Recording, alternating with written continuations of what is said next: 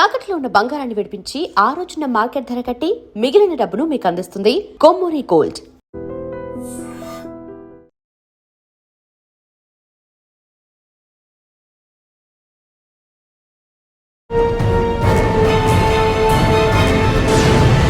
ఈ డిపార్ట్మెంట్లోకి by chance by choice? By choice. నేను యాక్చువల్గా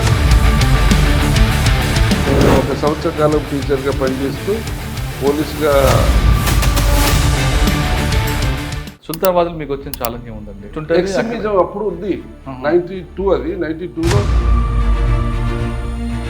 అక్కడ ఉన్నప్పుడు ఒక దళ సభ్యుని వైఫ్ని క్యాచ్ చేసి ప్లేన్ ఏరియా కదా అని చెప్పి వాళ్ళు ట్రావెలింగ్కి వచ్చి బస్ స్టాండ్లో దిగారు. మొత్తం ఓపెన్గా చెప్పేసింది అపార్ట్మెంట్ ఏపీటీలు ఎక్కడున్నాయి. మంచి సంఘటన చెప్పండి. మానాల గుట్టల దగ్గర మావోయిస్టు మానాలకు ఇటు కతలాపూర్కు మధ్యలో ఒక 50 కిలోమీటర్స్ దూరంలో ఎక్కడ మొత్తం ఫారెస్ట్ ఉంటుంది, ఎక్కడ వాటర్ డ్రాప్ కూడా దొరుకుతుంది. దగ్గర బోర్వెల్ దగ్గర వాటర్ పట్టుకుపోయిండు, మఫ్టీలో ఉన్నాడు, కొత్తవాడని చెప్పి ఒక వేగ ఇన్ఫర్మేషన్ వచ్చింది. దళం డెఫినెట్గా ఉంటుంది, 2-3 క్యాన్లు తీసుకుపోయిందని తెలుసు.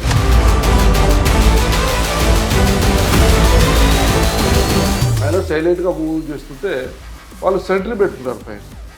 ఎగ్దమ్ మామూలుగా సైడ్ కొట్టాడు. కొట్టగానే మేము అంతా డౌన్ అయిపోయినాం, అంతా డీలింగ్ పొజిషన్ లేదు. పోతుంటే వాళ్ళు ఫైర్ చేశారు ఒకసారి. నేను ఇట్లా ఉన్నా టక్కున ఫైర్ వచ్చింది. నేను కవర్లో ఉన్నా, లేకపోతే తగిలేదు. సో అలా మేము పైకి వెళ్ళిపోయినాం. లాస్ట్ వాడు 2-3 ఫైర్లు కొట్టి పారిపోయింది. మహబూబాద్ తర్వాత వరంగల్ ఏసీపీ మామూలు అక్కడ 2 సంవత్సరాలకి ప్రమోషన్. అయితే అక్కడ ఏంటంటే ఒకడు భార్యను, వాడు ఒక రకమైన సైకో, వాడు ఒక భార్యను చేసుకొని దాన్ని చంపేసి వాడి వాకిట్లోనే బొంద తీసి దాచిపెట్టిండు. ఒక 7 years తర్వాత మళ్ళీ ఇంకో దాన్ని పెళ్లి చేసుకున్నాడు.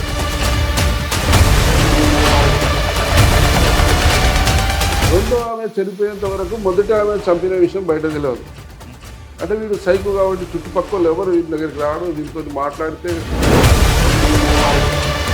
మర్డర్ కేసులలో వాళ్ళని అరెస్ట్ చేసి వాళ్ళని పోలీస్ కస్టడీ తీసుకొని అంతకుముందు చంపిన డెడ్ బాడీని ఎగ్జిబిషన్ చేపించి ఫోరెన్సిక్ ఎక్స్పర్ట్లను తీసుకుపోయి.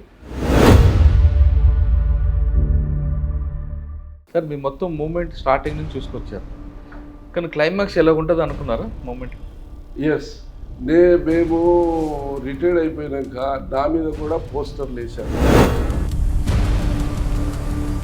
మేము ఏమనుకున్నామంటే ఇలా నక్సలిజం ఉంది, మనం పెళ్లిళ్ళకి పోవాలంటే పల్లెటూళ్ళలో కష్టం.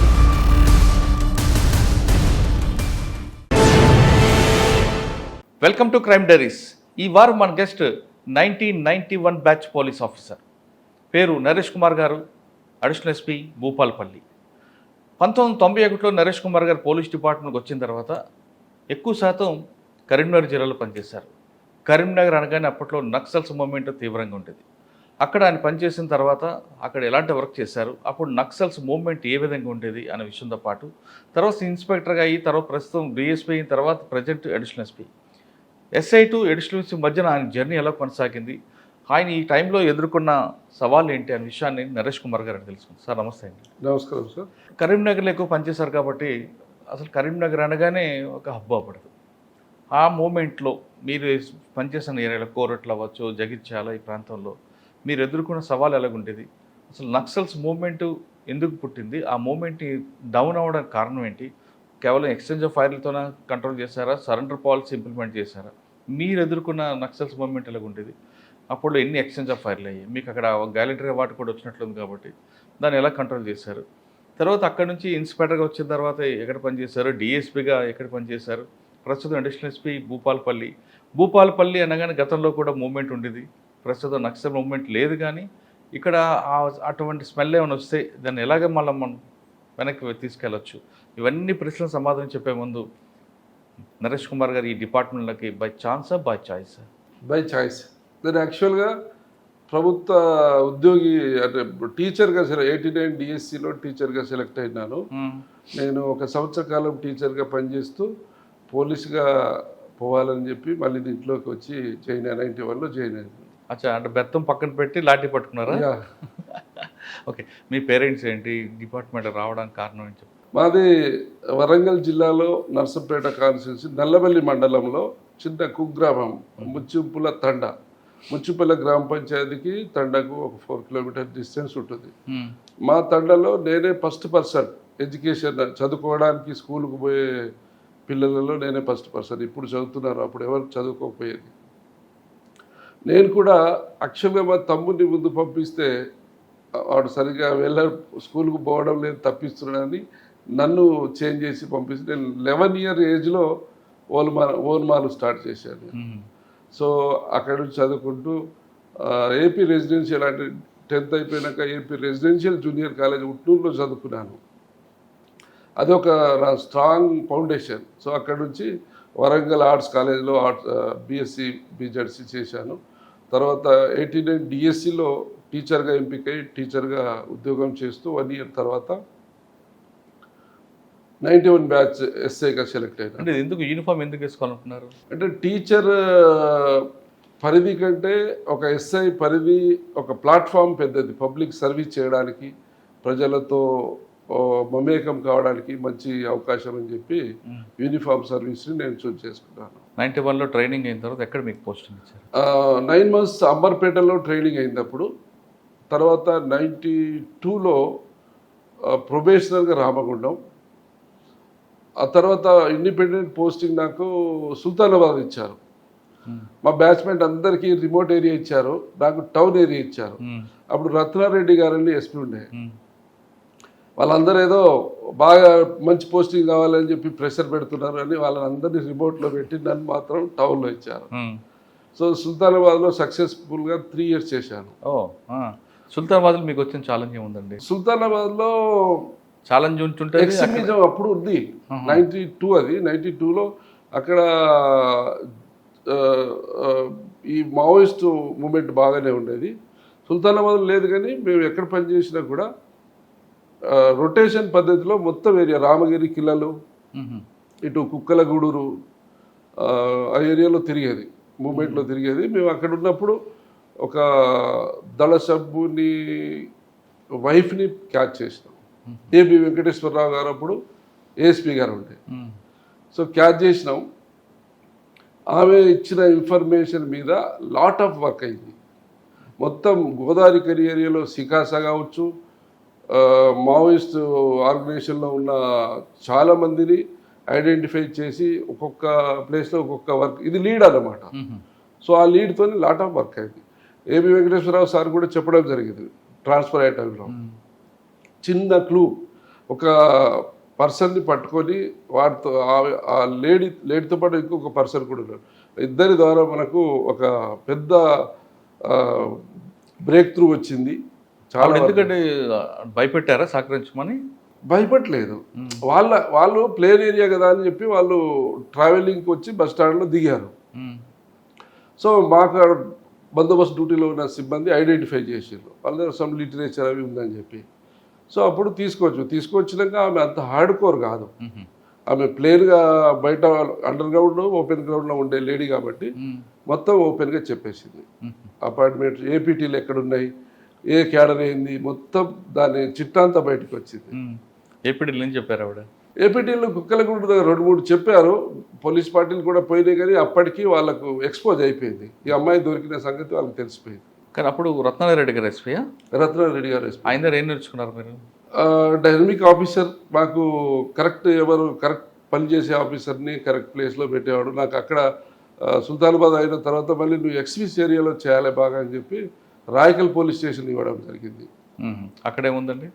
రాయకల్ ఏరియా అంటే అది కూడా లైక్ భూపాల్పల్లి, అటు ఆదిలాబాద్ జిల్లా బార్డరు, ఇటు కరీంనగర్, మధ్యలో గోదావరి. ఎక్కడ కానీ వెహికల్ యాక్సెస్ సరిగా లేని చోట మావోయిస్టు డెన్స్ ఉంటాయి, వాళ్ళ షెల్టర్స్ ఉంటాయి. సో ఎక్కువ అక్కడ ఉండేది. సో అక్కడ నేను 3.5 years పనిచేశాను. అక్కడ లాట్ ఆఫ్ వర్క్ చేశాను. అప్పుడు చేంజ్ అయ్యి ఉమేష్ చంద్ర సార్ వచ్చారు.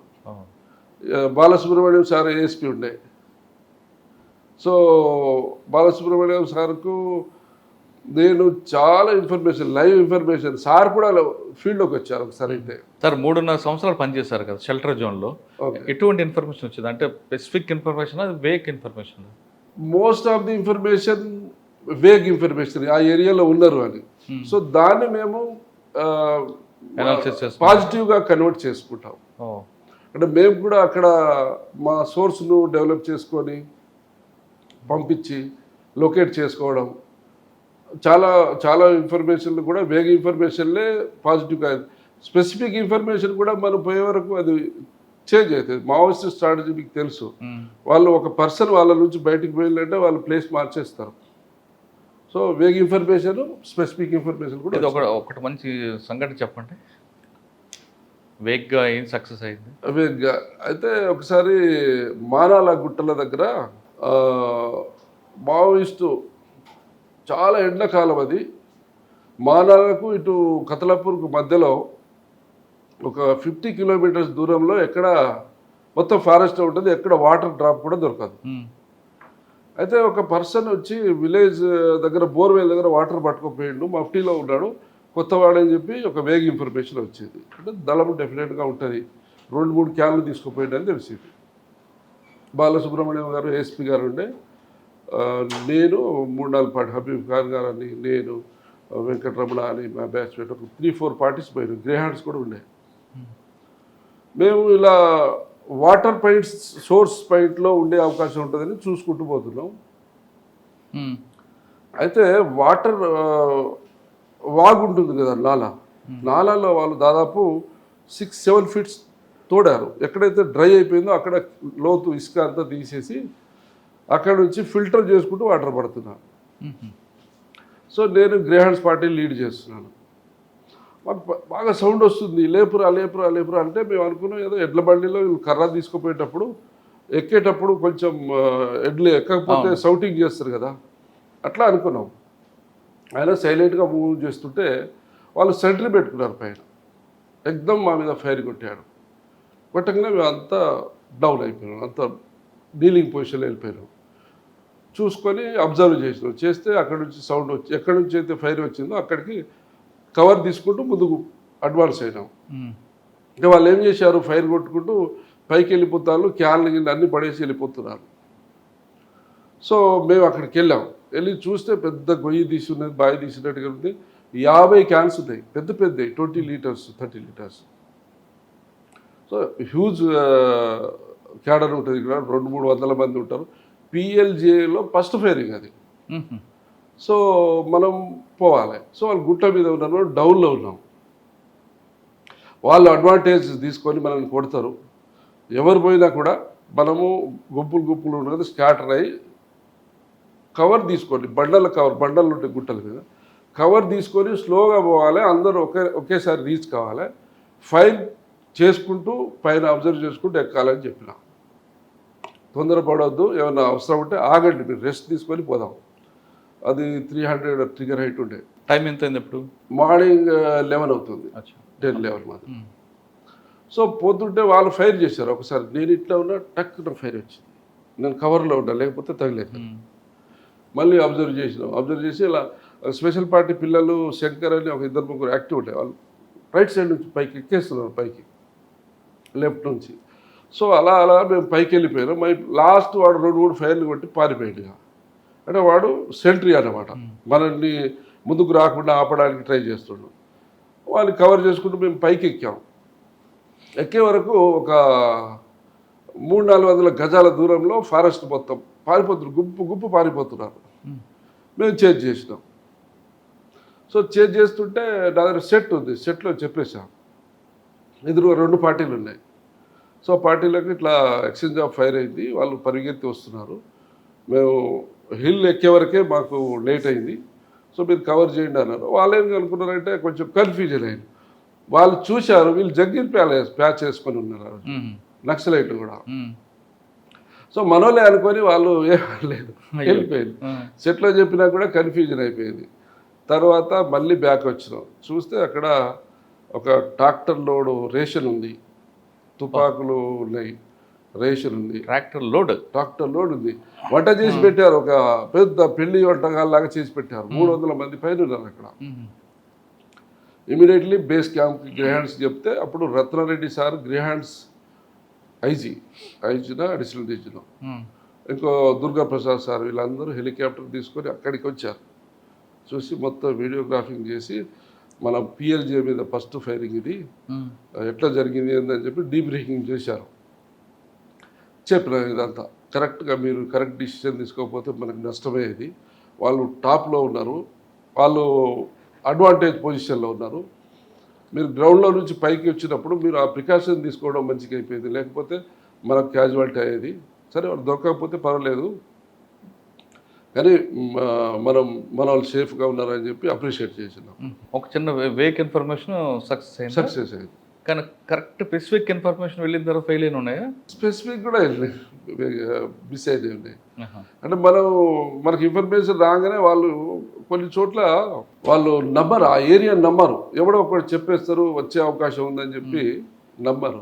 సార్ కొంతమంది వాళ్ళు అప్పట్లో మిమ్మల్ని ఇబ్బంది పెట్టడానికి, మిమ్మల్ని అటెన్షన్ డైవర్ట్ చేయడానికి వాళ్ళే కావాలని వేక్ ఇన్ఫర్మేషన్ పంపిస్తుంటారు అంబుష్లో పడడానికి. ఇన్ఫర్మేట్లను మేము బాగా స్టడీ చేస్తాం.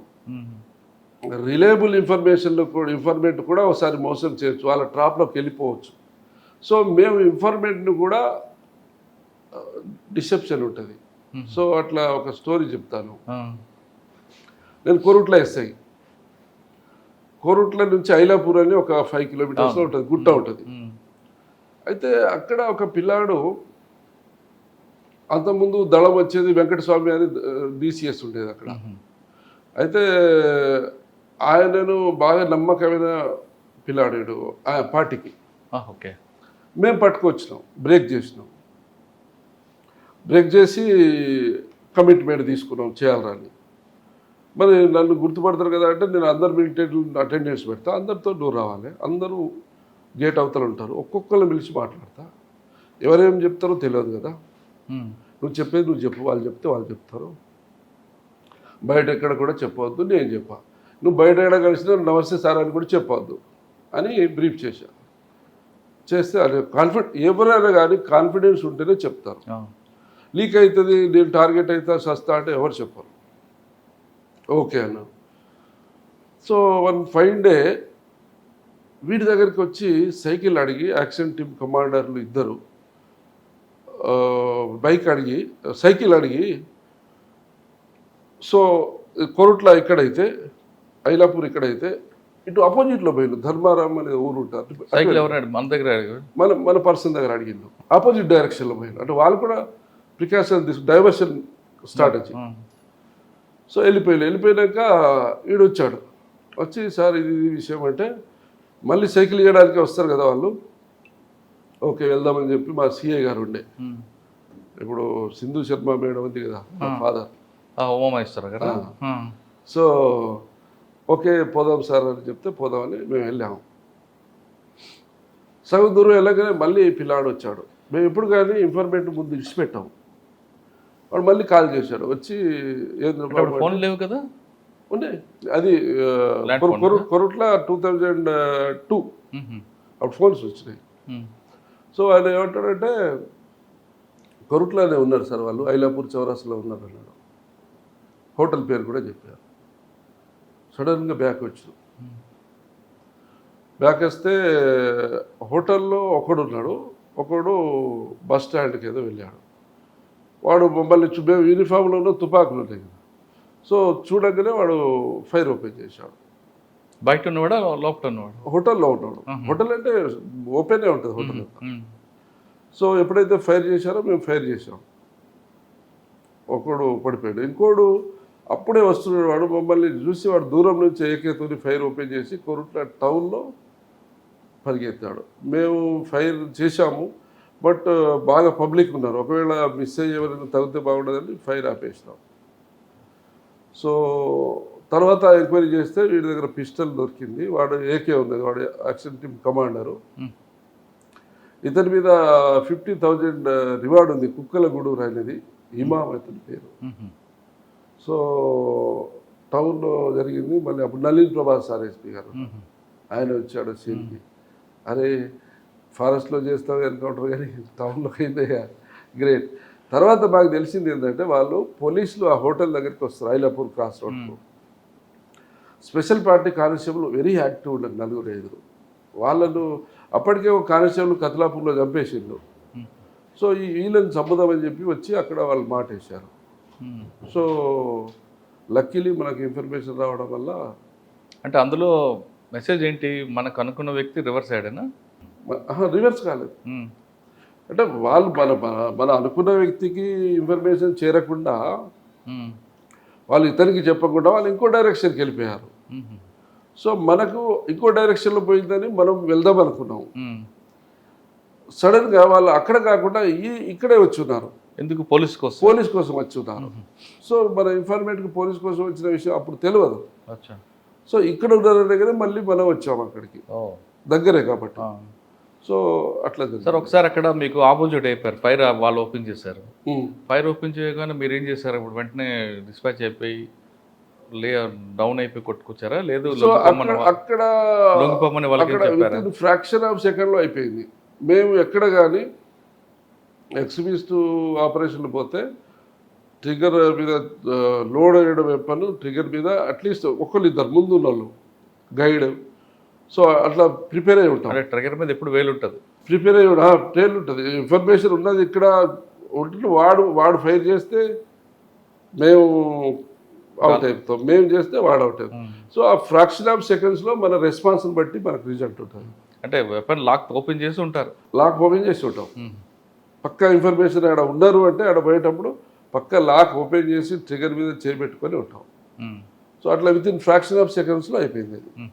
అలా కోరుట్ల తర్వాత ఎక్కడికి వచ్చారు? సుల్తానాబాద్ తర్వాత ఫస్ట్ సుల్తానాబాద్ తర్వాత రాయకల్ తర్వాత కోరుట్ల తర్వాత వేములవాడ తర్వాత కరీంనగర్ రూరల్. ఈ 4తో అయిపోయింది ఎస్ఐ పోస్ట్. ఈ 4 కూడా లాంగ్ టెన్యూర్ 3 ఎక్కువ ఎక్కడ మీకు నక్సల్స్ మూవ్మెంట్ ఫేస్ చేశారు? కోరుట్ల లేదంటే వేములవాడ? అన్ని చోట్ల. అంటే నేను ఎక్కడున్నా కూడా డివిజన్ ఏరియాలో ఇన్ఫర్మేషన్, రిలయబుల్ ఇన్ఫర్మేషన్ ఉన్నది అంటే నన్ను పంపించేది, నేను కూడా వెళ్ళేది, వర్క్ అవుతుంది అని చెప్పి. ఇన్ఫర్మర్కి డబ్బులు ఇవ్వడం ఎలా అంటే మరి గవర్నమెంట్ ఇచ్చేది? అప్పుడు గవర్నమెంట్ ఇస్తారు, కొంత అమౌంట్ ఇస్తారు, కానీ మనమే మెయింటైన్ చేయాలి. ఇప్పుడు గవర్నమెంట్ చెప్పి అంత చేసేంత ఉండదు. ఇన్ఫర్మేట్ అనేది ఎక్కడ ఎవరు మనకు కాంటాక్ట్లోకి వస్తారు, ఎవరు రిలయబుల్ ఇన్ఫర్మేషన్ అనేది అది ఎలా మనం స్కానింగ్ చేస్తామంటే రిలయబుల్ కాదా అన్నది? అంటే ఆయన ఇచ్చే ఇన్ఫర్మేషన్ బట్టి మనం టెస్ట్ చేస్తాం. సరే, అలా మిమ్మల్ని మిస్యూజ్ చేసిన ఎవరు ఉన్నారా? ఉన్నారు. ఫేక్ ఇన్ఫర్మేట్స్ కూడా వస్తారు. నేను ఆడున్నా సార్, ఈడున్నా సార్ అది ఇది అంటారు. అక్కడ మేము వెరిఫై క్రాస్ చెక్ చేస్తే ఏమీ ఉండదు. తర్వాత డబ్బులకు ఇవ్వండి సార్, దానికి ఇవ్వండి, అట్లా ఉండదు. ఒక సంఘటన చెప్పండి. అందులో ఒక ఇన్ఫర్మేట్ ఉండే, వాడు పేరు ఏదో గుర్తులేదు కానీ ఏఎస్పీ గారి దగ్గర పోతుండే. పోయి ఏఎస్పీ గారు బాలసుబ్రహ్మణ్యం సార్ పోయి నేను దళవులు పట్టిస్తా సార్, నాకు బాగా దగ్గర వస్తారు సార్, అది ఇదని స్టోరీ చెప్తాను. చెప్పి నాకు కొంచెం ఒక బైక్ ఇప్పియండి సార్, నేను మొత్తం తిరుగుతాను, పెట్రోల్ పోయించండి సార్ అంటాడు. సో సరే సార్ ఏమంటారు, ఎవరన్నా బాగా పనిచేసే ఆఫీసరు, ఇంట్రెస్ట్ వర్క్ చేయాలని ఇంట్రెస్ట్ ఉన్న ఆఫీసర్కి ఇంట్రెస్ట్ చేస్తారు. చూడ అది చెప్తాను అంటుండే. వాడు అక్కడ చిన్నగా సార్తో చెప్పేసి ఈడికి వచ్చి నాకు 15,000 ఇవ్వండి సార్, 10,000 ఇవ్వండి సార్, అక్కడ పోతా సార్, ఇక్కడ వాడి కార్లో ఎక్కించి తీసుకొస్తా సార్ అని అన్ని కార్లో తీసుకొస్తామని. సో అట్లా ఉంటారు. మేము తెలిసిపోతుంది మనకు, వీడు జెన్యూన్ ఇన్ఫర్మేటా, వీడు ఫేక్ అని. ఫేక్ ఉంటే అది కాదు బాబు, అట్లా నువ్వు తీసుకొచ్చినాకనే తర్వాత రివార్డ్ ఇస్తా, ఇప్పుడు కాదు అని. వాడేమన్నాడు అప్పుడు? కార్లో తీసుకొస్తాను, డబ్బులు ఇవ్వలేదు మీరు? ఇవ్వలేదు. 1-2 సార్లు చిన్నగా ఇచ్చినావు, మోటార్ సైకిల్ ఇచ్చుడు, పెట్రోల్ పోయించుడు, ఖర్చులకు ఇచ్చుడు. సో వర్క్ ఏమి ఉండదు. ఆయన చెప్పిన ఇన్ఫర్మేషన్ ఏది కూడా రిజల్ట్ ఓరియంటెడ్ కాదు. ఊరికే పైసల కోసం ఇట్లా పాకులాడుతున్నారు చెప్పి సార్ కూడా చెప్పేసినాం. సార్ ఏమన్నారు అప్పుడు? సార్ నా దగ్గరే కాదు, ఆఫీసర్ దగ్గర పోతుండు, మళ్ళీ ఇంకో ఆఫీసర్కి వేరే, ఇక్కడ ఈ అకౌంట్ వేరే, అక్కడ అకౌంట్ వేరే, అక్కడ వేరే వాళ్ళకి వేరే స్టోరీ చెప్తాడు. చాలా దగ్గర రాని ఎక్కడ బయట అట్లుంటాయి. ఇక కొంతమంది అలవాటు పడిపోతారు. ఇనిషియల్గా మంచి ఇన్ఫర్మేటివ్ ఉండవచ్చు. ఒక మంచి ఇన్ఫర్మేషన్ ఇచ్చి సక్సెస్ అని చెప్పండి ఒకటి. మంచి ఇన్ఫర్మేషన్ సక్సెస్ కాలేదు కానీ నా గ్యాలంటరీ అవార్డు వచ్చింది చెప్పండి. నేను వేములవాడలో చేస్తున్నాను. వేములవాడ 2001 నుంచి 2006 వరకు వేములవాడ చేశాను. 5 years చేశారు. 2006 కాదు, 2001 నుంచి 6లో ప్రమోషన్ వచ్చింది. 3.5 years, 4 ఆల్మోస్ట్ 4 years చేశాను అక్కడ. రవి ప్రకాష్ అని డిఎస్పీ గారు ఉండే, ఇప్పుడు ఆంధ్రాలో ఉన్నాడు. ఐజీపీఎల్ ప్రొవిజనింగ్ అండ్ లాజిస్టిక్ ఉన్నాడు. అయితే ఎలక్షన్ ముందు నాకు కరీంనగర్ రూరల్ ఇస్తే ఎలక్షన్ వరకు ఇక్కడ ఉండాలి అని చెప్పి డిఎస్పీ గారు ఆపేశారు ఎస్పీ గారితో చెప్పి. ఎస్పీ గారు కూడా నువ్వు నీకు మంచి పోస్టింగ్ ఇస్తా అంటున్నావు కదా, తర్వాత ఎలక్షన్ ఫ్రీగా కావాలంటే నీ సర్వీసెస్ అవసరం ఉంటాయి ఉండు అంటే సరే సరే అన్నా. అయితే సనుగుల అనే ఉంటుంది, సనుగుల ఉంది, రుద్రాంగి సనుగుల. ఇప్పుడు మన మానాలకు కింద ఉంటుంది, ఇక ఒకటే బెల్ట్ అంతా కంచుకుంట. సనుగుల తండ అనేది ఉంటుంది ఒకటి. ఆ తండకు చుట్టూ గుట్టలు ఉంటాయి, చిన్న దారి ఉంటుంది పోవడానికి, ఇటు ఒక దారి అటు ఒక దారి. సో మాకు ఇన్ఫర్మేషన్ ఉంటే నైట్ పార్టీస్ పంపించిండు. మేము ఫారెస్ట్లో అంబుజ్ చేసినాం. మధుసూదన్ రెడ్డి సార్ ఏమో ఓఎస్డీ ఉండే, ప్రవీణ్ కుమార్ సార్ ఏమో ఎస్పీ ఉండే. అటు నిజామాబాద్ వైపు ఎవరున్నారు అప్పుడు? నిజామాబాద్ ఆనంద్ గారు, ఆనంద్ సార్ ఉన్నారు అప్పుడు. ఆనంద్ సార్ ఉన్నట్లేదు. సో మేము ఏం చేసినాం, మానాల ఫుట్ హిల్స్ కింద అంబుజ్ చేసుకొని మార్నింగ్ రిజల్ట్ ఏం లేదు, ఇక మళ్ళీ రిట్రీట్ అవుతున్నాం. ఈ సనుగుల తండకు ఫస్ట్ రావాలి. సనుగుల తండకు రాగానే ఆ కొసకు ఒక 4-5 కూర్చొని ఉన్నారు, సివిల్ డ్రెస్లో కూర్చొని ఉన్నారు. మమ్మల్ని చూసి వాళ్ళు పరిగెత్తున్నారు. పరిగెత్తుంటే వీళ్ళు ఎవరో పరిగెత్తున్నారు అని చెప్పి, అంటే తండకు అటుపక్కన గుట్ట ఇటుపక్కన గుట్ట ఉంది.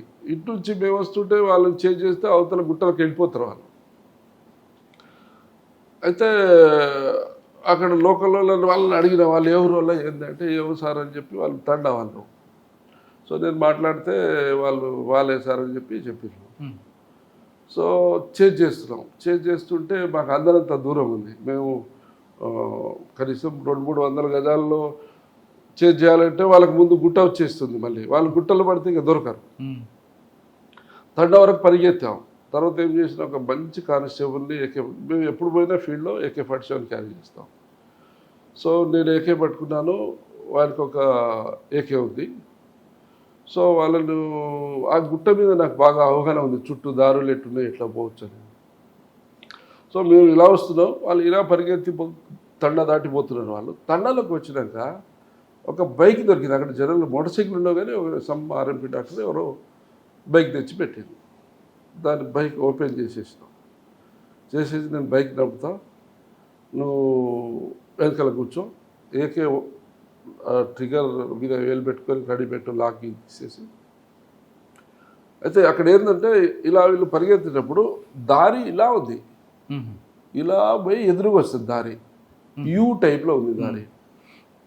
సో బైక్ మీద మేము ఇద్దరం పోయినాం. వాళ్ళు మిగతా వాళ్ళని మీరు సేమ్ చేంజ్ చేసుకుంటుండండి, మేము ఫైర్ ఓపెన్ చేస్తే మీరు ఫైర్ ఆపేయాలని నేను సెట్లో చెప్తా, మీరు అడ్వాన్స్ కావద్దు నేను చెప్పినాక అని చెప్పేసి వాళ్ళు అలా.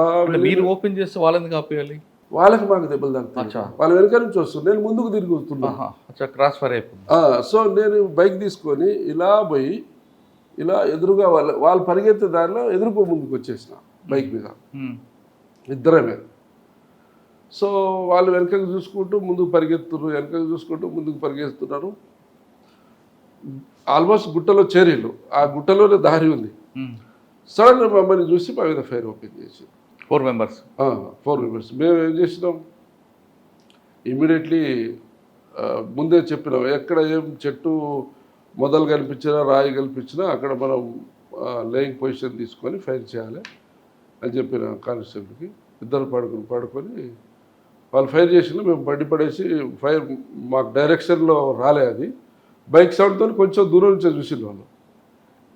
ఇమీడియట్ లైవ్ పొజిషన్లో తీసుకున్నాక నేను ఏకతో ఫైర్ చేసిన, పిల్లాడు కూడా ఫైర్ చేసింది. ఫైర్ చేస్తే ఇద్దరు పడిపోయారు. వాళ్ళు ఫైర్ చేసిండు, మేము ఫైర్ చేసి ఇద్దరు మీతో స్కాటర్ అయ్యి వెళ్ళిపోయారు. తర్వాత వెనుకోళ్ళకి చెప్పేసిన అప్పటికే నేను. సో వెనుకోళ్ళు ఒక 15 నిమిషాల తర్వాత వచ్చిండు, చూస్తే గ్రెనేడ్స్, షార్ట్ వెపన్స్ ఉన్నాయి. ఎవరండి వాళ్ళు? ఒక డిప్యూటీ కమాండరు, ఒక దళం మెంబరు. వీళ్ళు మానాలకు పక్కన వట్టిమల్ల అని ఉంటుంది ఒకటి కరీంనగర్ జిల్లాలో. వట్టిమల్ల దగ్గర ఒక కానిస్టేబుల్ని రెండు రోజుల ముందు చంపింది ఇద్దరు. అప్పటికే వాడు సివిల్ డ్రెస్లో ఇంటికి పోతే చంపేసిండు. సో వీళ్ళు అక్కడ సబ్దళం లాగా తిరుగుతారు, దళంలో కాకుండా బయటికి వచ్చి యాక్టివిటీస్ చేస్తారు, మళ్ళీ వెళ్ళిపోతారు వాళ్ళు. ఇది చనిపోగానే ఇక సెట్లో చెప్పగానే ఎస్పీ గారు వచ్చిండు, ఓఎస్డి గారు వచ్చిండు.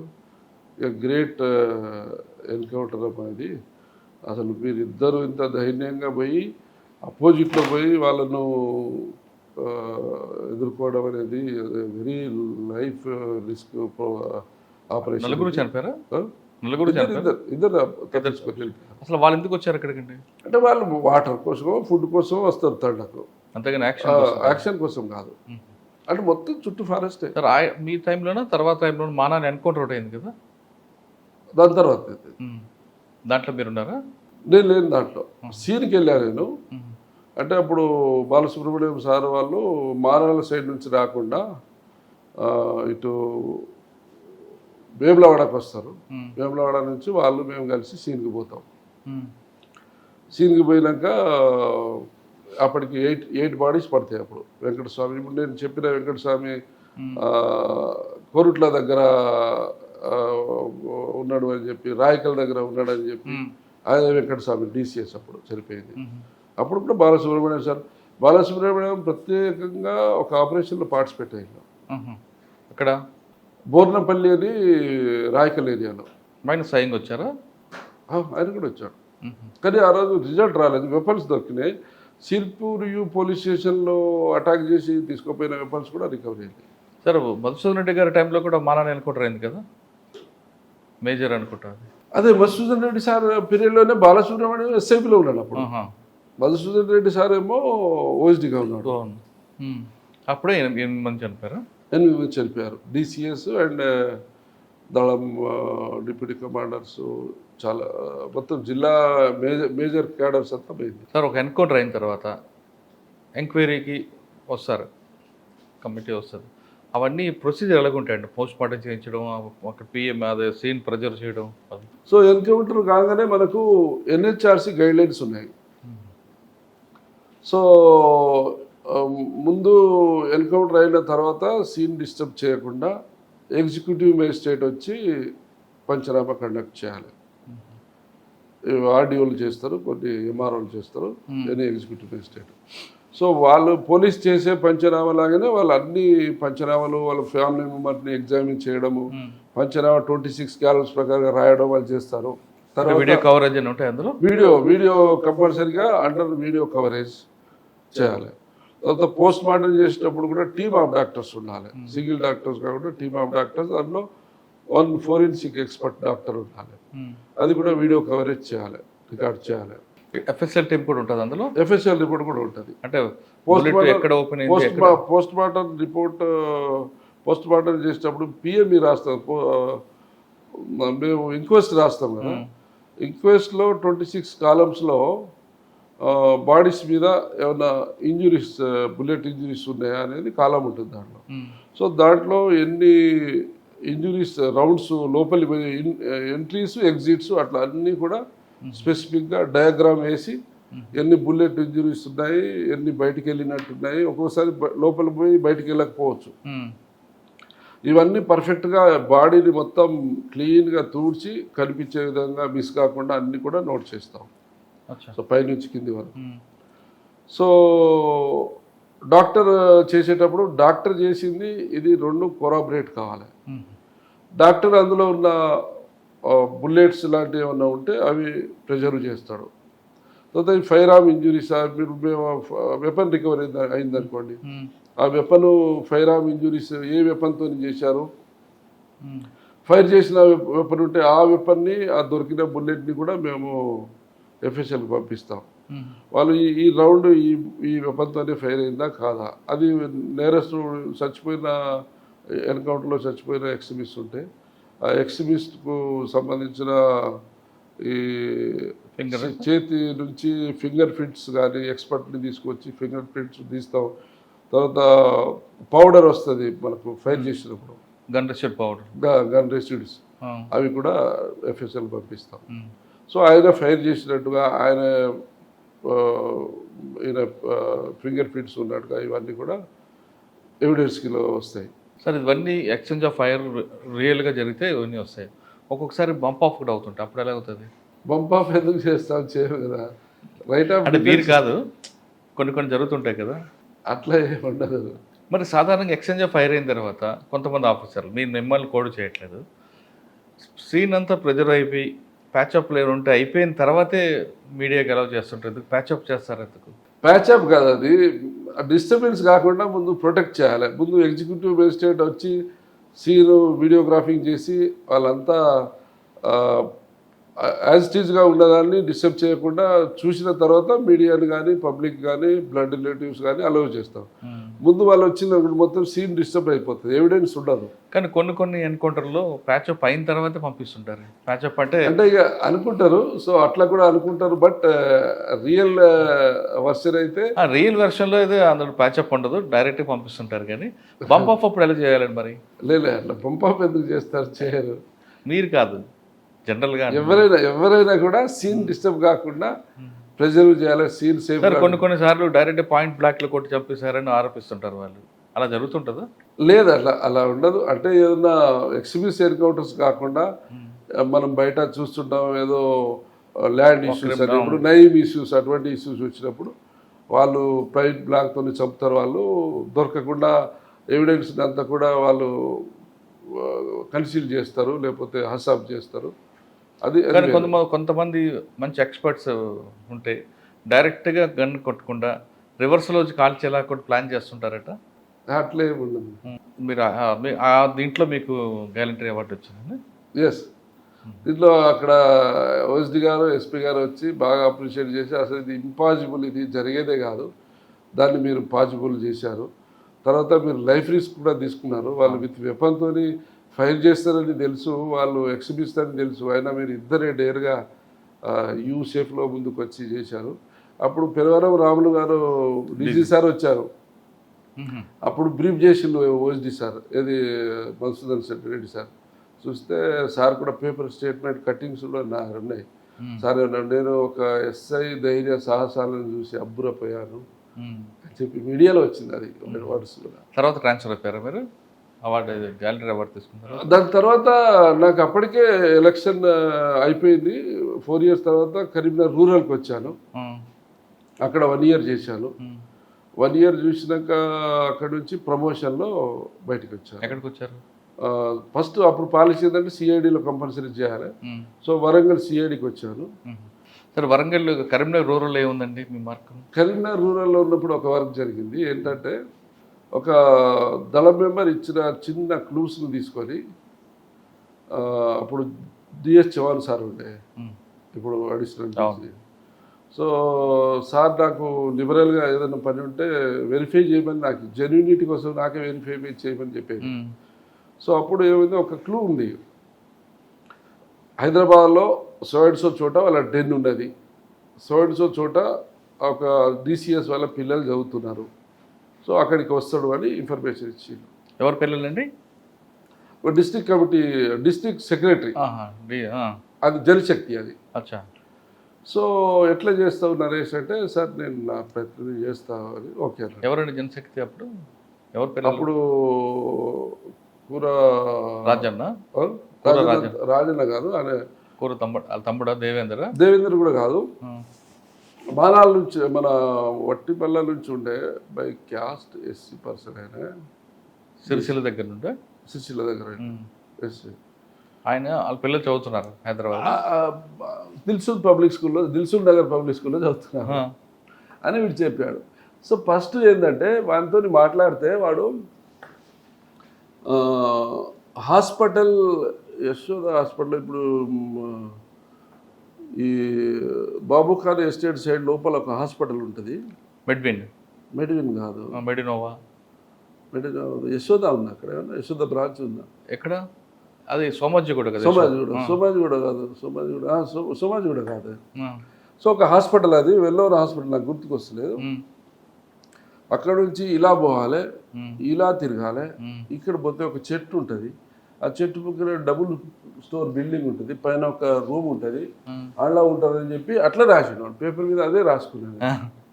అక్కడ పోయి రూమ్ కిరాయి కావాలని చెప్పి ఒక కవర్ స్టోరీ, పోలీస్ అంటే ఎవరు చెప్తారు చెప్పారు కదా, రూమ్ కిరాయి కావాలని చెప్పి ఆ దారి అలా దారి ఇలా దారి పోయి వాళ్ళని అడిగిన, మరి మీ ఎవరు చెప్పినంటే పైన ఉంటారట మా బంధువులు, వాళ్ళు ఉన్నారు పక్కన అంటే, పైన గది కావచ్చు అంటే చూస్తే లాక్ ఉంది, అది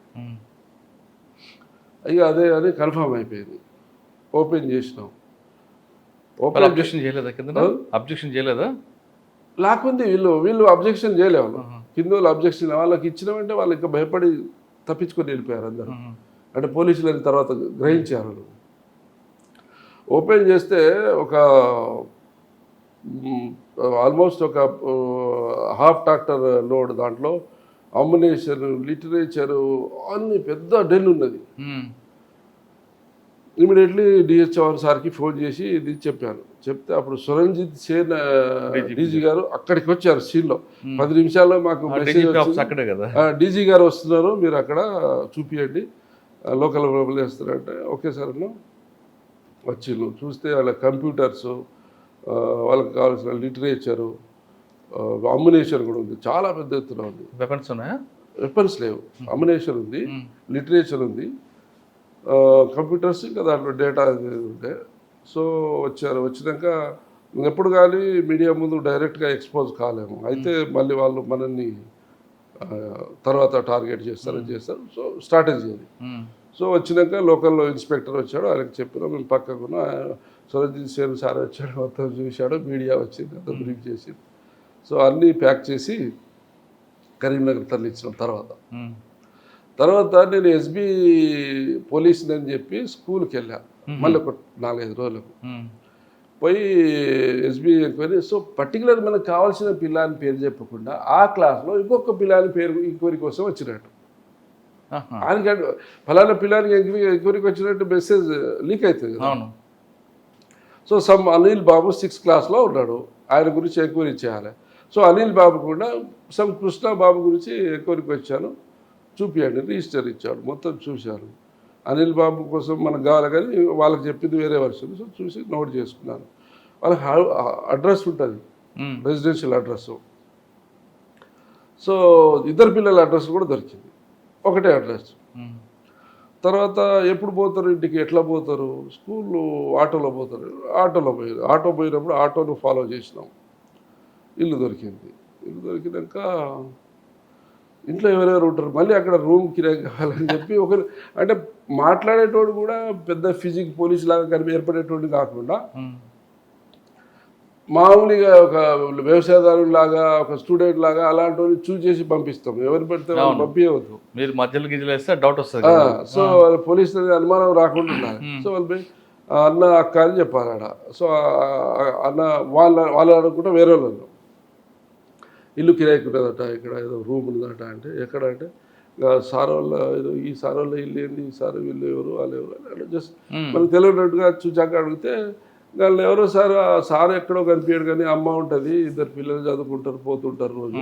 సార్ ఎక్కడో ఉద్యోగం చేస్తాడట, ఎప్పుడూ నెలకోసారి ఇట్లా వచ్చి అట్లా వెళ్ళిపోతాడు. ఐడెంటిఫై చేసినాం, సార్కి ఫీడ్బ్యాక్ ఇచ్చినాం. అది రాడాడు సార్, ఎప్పుడో ఒకసారి వస్తాడట, నెలకు 2 నెలలకు ఇలా వచ్చి వెళ్ళిపోతాడట, ఎప్పుడు వస్తాడో కూడా తెలియదు, చుట్టుపక్కల వాళ్ళు చెప్తున్నారంటే. మరి మనం అంత లాంగ్ అక్కడ అబ్జర్వేషన్ పెట్టడం కష్టమవుతుంది, ఏం డిస్టర్బ్ చేయకుండా వచ్చేసేట. కరీంనగర్ రూరల్ది ఇది. తర్వాత దొరికిందా? తర్వాత దొరకలేదు, తర్వాత వాడే సరెండర్ అయిపోయింది. ఎవరైనా సరెండర్ అయ్యింది. అప్పుడు మొత్తం రాజన్న గ్రూప్ అంతా. తర్వాత ప్రవీణ్ కుమార్ గారి టైంలో సరెండర్ అవ్వాలా? ప్రవీణ్ కుమార్ సార్ లేరు అప్పుడు, చౌహాన్ సార్ టైంలో అయిందా సరెండర్? తర్వాత చౌహాన్ సార్ తర్వాత ఎవరో వచ్చారు మళ్ళీ. ఎవరు ఉండి ఆయన జనశక్తికి? ఏది డిసిఎస్ డిసిఎస్ అని సాగర్ కరెక్ట్ ఆహా సాగర్. అచ్చా అచ్చా. సార్ ఇటు పీపుల్స్ వారు చూసారు, ఇటు జనశక్తి చూసారు మీరు? జనశక్తి చూశాను, ఇక్కడ జనరక్షణ సమితి కూడా చూశాను. అదేంటి? ఏది సుల్తానాబాద్లో ఆహా. అక్కడే ఉండేది. అచ్చా. ఆయన సికాసాలో పనిచేసి అక్కడ ఏదో సమ్ గ్యాప్ వస్తే ఈయన సపరేట్ వచ్చేసి జనరక్షణ సమితి అని పెట్టుకున్నాడు. ఆయన కూడా ఒకప్పుడు టెర్రర్గా ఉండే అక్కడ. సార్ పీపుల్స్ వారు, జనరక్షణ సమితి, జనశక్తి 3 చూసారు కదా. ఈ మూడిట్లో సిద్ధాంతపరంగా ఇంకా నేను కరీంనగర్ ఖమ్మం పోయిన తర్వాత టేకులపల్లి సిఐ, కొత్తగూడెం సిఐగా చేసినప్పుడు పీపీజీ చూసాము, ఎన్డీ చూసాము. పీపీజీలో 2 ఫ్రాక్షన్స్ ఉంటాయి, అవి చూసాము, అన్ని చూసాము. దాదాపు 5 చూసారు కదా. అది చూసాము. ఈ 5ట్లో సిద్ధాంతపరంగా పోరాటం చేసేది ఆర్గనైజేషన్ ఏదండి? వైలెన్స్ కోసమే చేసేది ఆర్గనైజేషన్. ఓ సిద్ధాంతపరంగా చూస్తే అన్నింటిలో మావోయిస్ట్ కొంత సిద్ధాంతం ఉంది. పీపుల్స్ వారు పీపుల్స్ వారు ఇక మిగతా అన్ని వాళ్ళ సొంత ఎజెండాలు, అంత పాలసీ ఏం లేదు. సార్ మీరు ఆర్గనైజేషన్ అంతా పనిచేశారు కదా, కరీంనగర్లో ఎక్స్చేంజ్ ఆఫ్ ఫైర్లు ఇవన్నీ చేశారు. కానీ చనిపోతున్న వ్యక్తి ఆయన కూడా మన దేశ పౌరుడే అని ఎప్పుడైనా అనిపించిందా? అయ్యో పాపం అని. మేము మొదట్లో జాయిన్ అయినప్పుడు అనిపించేది, కానీ వాళ్ళ వైలెన్స్ యాక్టివిటీసు, మా పోలీసు వాళ్ళు చంపేయడం, దారుణంగా ట్రావెలింగ్ చేస్తున్న వాళ్ళని బస్సులో పట్టుకొని చంపడం, బ్లాస్టింగ్ చేసి చంపడం, ఇటువంటివి చూసినప్పుడు అది సహజంగా ఎవరికైనా ఎమోషన్ వస్తుంది. అన్యాయంగా చెప్తున్నారు కాబట్టి మనం కూడా టిట్ ఫర్ టాట్ అలాంటిది కూడా మన పౌరులు, మనకు అన్నదమ్ములట. మన పౌరులే కానీ ఒక చీడ పురుగు ఉన్నప్పుడు దాన్ని చేనులో ఒక చీడ పురుగు ఉన్నప్పుడు దాన్ని ఏరి పడకపోతే సరెండర్ పాలసీస్ ఉన్నాయి. వాళ్ళు మా మీదకి ఎప్పుడైతే వైలెంట్గా యాక్షన్కి వస్తారో మేము రిటాలియేషన్ ఇవ్వాల్సిందే, మా ఎగ్జిస్టెన్స్ కోసం, ఆత్మరక్షణ చేయాల్సిందే. కానీ వాళ్ళ ఆయుధాలు పక్కన పెట్టి ఉంటే మేము కూడా పెడతాం. వాళ్ళు హ్యాండ్స్ రైజ్ చేసి సరెండర్ అవుతామంటే మేము వెల్కమ్ అంటాం. అలాంటి సంఘటనలు జరిగాయి. వెల్కమ్ అంటాం. సరెండర్ అయినా మీలాగా మంచి కుర్చీ మీద కూర్చోబెట్టి టీ తాగిచ్చి భోజనాలు పెట్టి సకల మర్యాదలు ఇస్తున్నాం సరెండర్ అయిన. అప్పుడు మీకు అటువంటి సీన్లో హ్యాండ్స్ అప్ అంటే వచ్చేవారు ఉన్నారు, సంఘటన జరిగిందా? అంటే నా దగ్గర జరగలే కానీ మా టీంలలో జరిగినాయి కొన్ని. మా పోలీస్ ఆపరేషన్స్లో పోయినప్పుడు కొంతమంది ఎన్కౌంటర్లో చనిపోయారు, కొంతమంది లేడీస్ అలాంటి వాళ్ళు మేము సరెండర్ అయిపోతాం సార్ అని చెప్తే ఓకే అని కస్టడీలో తీసుకునేది. కానీ కొంతమంది లాల్ సలాం అంటూ కూడా లాస్ట్లో చనిపోతారట కదండి. అంటే వెరీ కమిటెడ్ క్యాడర్ ఉంటుంది కదా, వాళ్ళు లాల్ సలాం అంటారు, లాస్ట్ వరకు అదే లాస్ట్ బ్రీత్ వరకు అదే అంటారు వాళ్ళు. అటువంటి సంఘటన మీకు ఎదురయ్యాను? మీకు కానీ మీకు తెలిసిన వాళ్ళకి కొన్ని సందర్భాలలో లాస్ట్ చనిపోయినప్పుడు కూడా లాస్ట్ సలాం అని చెప్పి అన్న సందర్భాలు నేను పార్టిసిపేట్ అయిన ఎన్కౌంటర్లో ఎక్కడ నాకు ఎదురుపడలే. కానీ వేరే వాళ్ళ ఎన్కౌంటర్ గ్రేహాండ్స్తో మేము ఎక్కడ పోయినా కూడా గ్రేహాండ్స్ని మేము అంటే ఆపరేషనల్ స్ట్రాటజీస్ మంచి ఇన్ఫర్మేషన్ ఉన్నది అంటే వేగ్ ఇన్ఫర్మేషన్ కావచ్చు, జనరల్ ఇన్ఫర్మేషన్ కావచ్చు, స్పెసిఫిక్ కావచ్చు, అటువంటిప్పుడు మేము గ్రేహాండ్స్ పిలిపించుకుంటాం. సో అటువంటి ఆపరేషన్స్లో కొంతమంది సరెండర్ అయిపోతారు, కొంతమంది కమిటెడ్ క్యాడర్ వాళ్ళు అరెస్ట్ చేసినా కూడా నన్ను చంపండి సార్, నన్ను చంపండి, నన్ను ఎందుకు తీసుకోపోతాను అని అట్లా మాట్లాడే వాళ్ళు కూడా ఉంటారు. అటువంటిప్పుడు వాళ్ళకి మీరు బ్రెయిన్ వాష్ చేస్తారా? చంపడం కాదరా నువ్వు సొసైటీ అది చాలా టైంకి మారుతారు వాళ్ళు, ఒక 2 నిమిషాల్లో మారారు, అట్లనే ఉంటారు. ఇప్పుడు మొన్న మీరు సరెండర్ అయినప్పుడు చూడండి, మేము సరెండర్ కాలేదు, మాకు అరెస్ట్ చేసిండు అది ఇది అన్నారు. అంటే వాళ్ళు ఒకప్పుడు ఉన్న పంతా నుంచి ఇక్కడ వరకు వచ్చారు కదా, అంటే చేంజ్ మెంటల్ స్టేటస్ అనేది చేంజ్ అవుతుంది కదా, కానీ క్రమేపీ మారుతారు. మేము పట్టుకున్నప్పుడు వాళ్ళు ఏమీ చెప్పారు, పార్టీ గురించి ఏం తెలియదు, మమ్మల్ని పార్టీలో దిప్పిళ్ళు, ఏ ఊరు తెలియదు, ఎక్కడ పోయింది తెలియదు, ఆ అడవులలో దిప్పిళ్ళు వచ్చినామంటారు. వాళ్ళ పేరు అంటే ఎవరి పేరు తెలియదు, మల్లయ్య పుల్లయ్య ఏదో వేగ్గా చెప్తారు వాళ్ళు. సో కొంతకాలానికి మనతో ఉన్న మన వాళ్ళని ట్రీట్ చేసే విధానం నచ్చి అరే సార్కి ఏదో చెప్తేనే బాగుంటుంది అని ఒక థాట్ వస్తుంది. సో స్లోగా చెప్పడం స్టార్ట్ చేస్తాం. అంటే వాళ్ళని ఇంటరాగేషన్ అనేది మీకు మిగతా క్రిమినల్స్లో చేయరు, అట్లా చేయరు. వాళ్ళని కొట్టుడు మాట్లాడుతూనే ఉండాలి. వాళ్ళ మైండ్ను మనం స్టడీ చేసి ఎట్లయితే బ్రేక్ అవుతాడు, ఎట్లయితే వీడిని మనము వినోవర్ అవుతాం అనేది మనం స్టడీ చేసి చేయాల్సి ఉంటుంది. సార్ కొన్నిసార్లు వాళ్ళ మాటలు విని మనం కూడా తుపాకీ పట్టుకోవాలనిపిస్తుంటుంది అంటారు కొంతమంది ఆఫీసర్లు. అంటే వాళ్ళు అసలు దేశం ఏం చేస్తుంది, ఈ పీడిత ప్రజలు ఎలా మోసపోతున్నారు, ఇవన్నీ ఆర్థిక వ్యత్యాసాలు అని చెప్తుంటారు.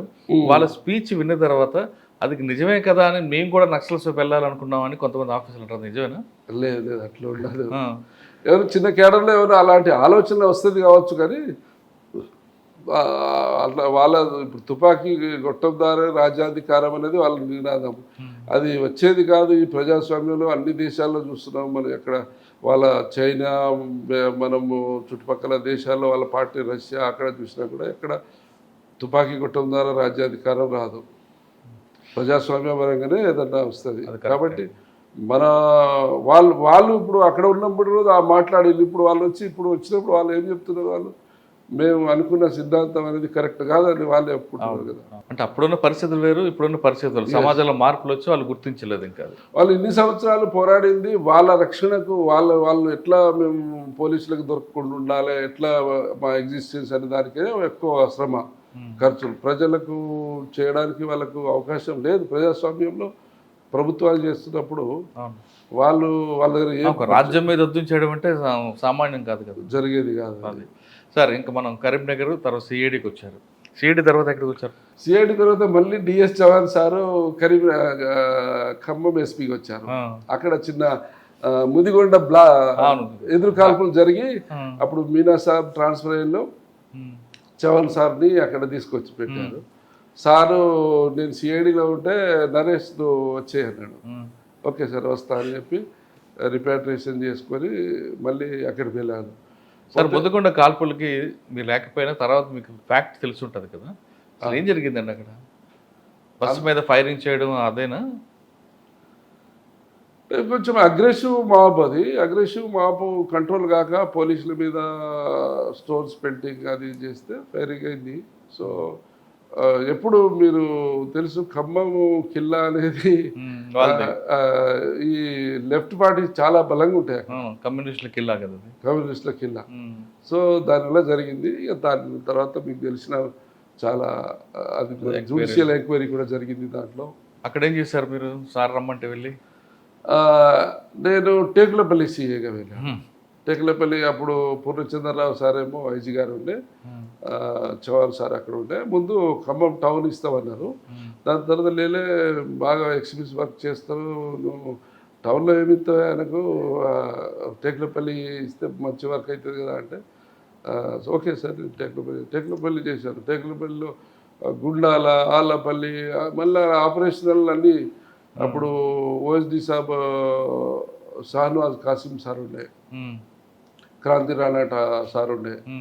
సో అక్కడ ఆపరేషనల్స్ అన్నీ నేనే చూసేది. అంటే వాళ్ళ డైరెక్షన్ ఇచ్చి అవసరం ఉంటే పార్టీలు డిస్పాచ్ చేయి, బ్రీఫింగ్ చేయంటే చేసేది. సార్ టేకులపల్లికి దాటిన తర్వాత ఒకవైపు ఛత్తీస్గఢ్, ఒకవైపు ఏఓబి, ఆ రెండిట్లో కూడా బాగా ఎఫెక్ట్ ఉండేది అప్పుడు. కుంట అటువైపు నుంచి రావడం అంటే టేకులపల్లి వెళ్ళందు కొత్తగూడెం మధ్యలో ఉంటుంది. కానీ ఇప్పుడు గోదావరి అవతల ఇప్పుడు కుంట మీరు చెప్పిన ఆ ఏరియాలో కూడా నేను చాలా వెళ్ళాను. ఏంటంటే మనకు ఇండియా పాకిస్తాన్ లాగా అవుతుంది అక్కడ, క్రాస్ బార్డర్ ఎనిమి. వాడు పాకిస్తాన్ వాడు వచ్చి ఇక్కడ ఏదో వైలెన్స్ యాక్టివిటీ చేసి వెళ్ళిపోతారు కదా దొంగచాటుగా. ఇక్కడ ఛత్తీస్గఢ్ నుంచి ఇక్కడికి రాత్రిపూట వస్తారు, ఒక 20-30 కిలోమీటర్లో వచ్చి ఎవరినో చంపేయడం, ఏదో ప్రోక్లైన్ కాల పెడతాడు, బస్సు తగలబెడతాడు, రోడ్ పేల్చేస్తాడు, మళ్ళీ వెళ్ళిపోతారు. సో అవతల వాళ్ళకు స్ట్రాంగ్ బేస్ ఉంది అక్కడ. అప్పుడు బెటాలియన్స్ అవి అన్నీ బార్డర్లో ఉండేది.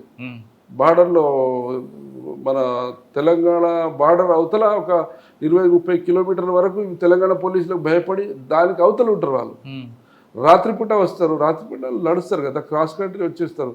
20-30 కిలోమీటర్లు వచ్చి తెల్లారకల్లా ఏదో ఇన్సిడెంట్ చేసి మళ్ళీ వెళ్ళిపోతారు. మరి వాళ్ళని పట్టుకోవాలా అంటే ఇప్పుడు మావోయిస్టు స్ట్రాటజీ మీకు తెలుసు కదా, వాళ్ళు మనకు ఎప్పుడైతే పీపుల్స్ వార్ నుంచి మావోయిస్ట్గా అవతరించిందో వాళ్ళు ఒక రెడ్ కారిడార్ ఎప్పుడైతే ఏర్పాటు చేసుకున్నారో మన క్యాడర్ అందరూ ఛత్తీస్గఢ్, ఒరిస్సా వివిధ రాష్ట్రాలకు వెళ్ళిపోయారు.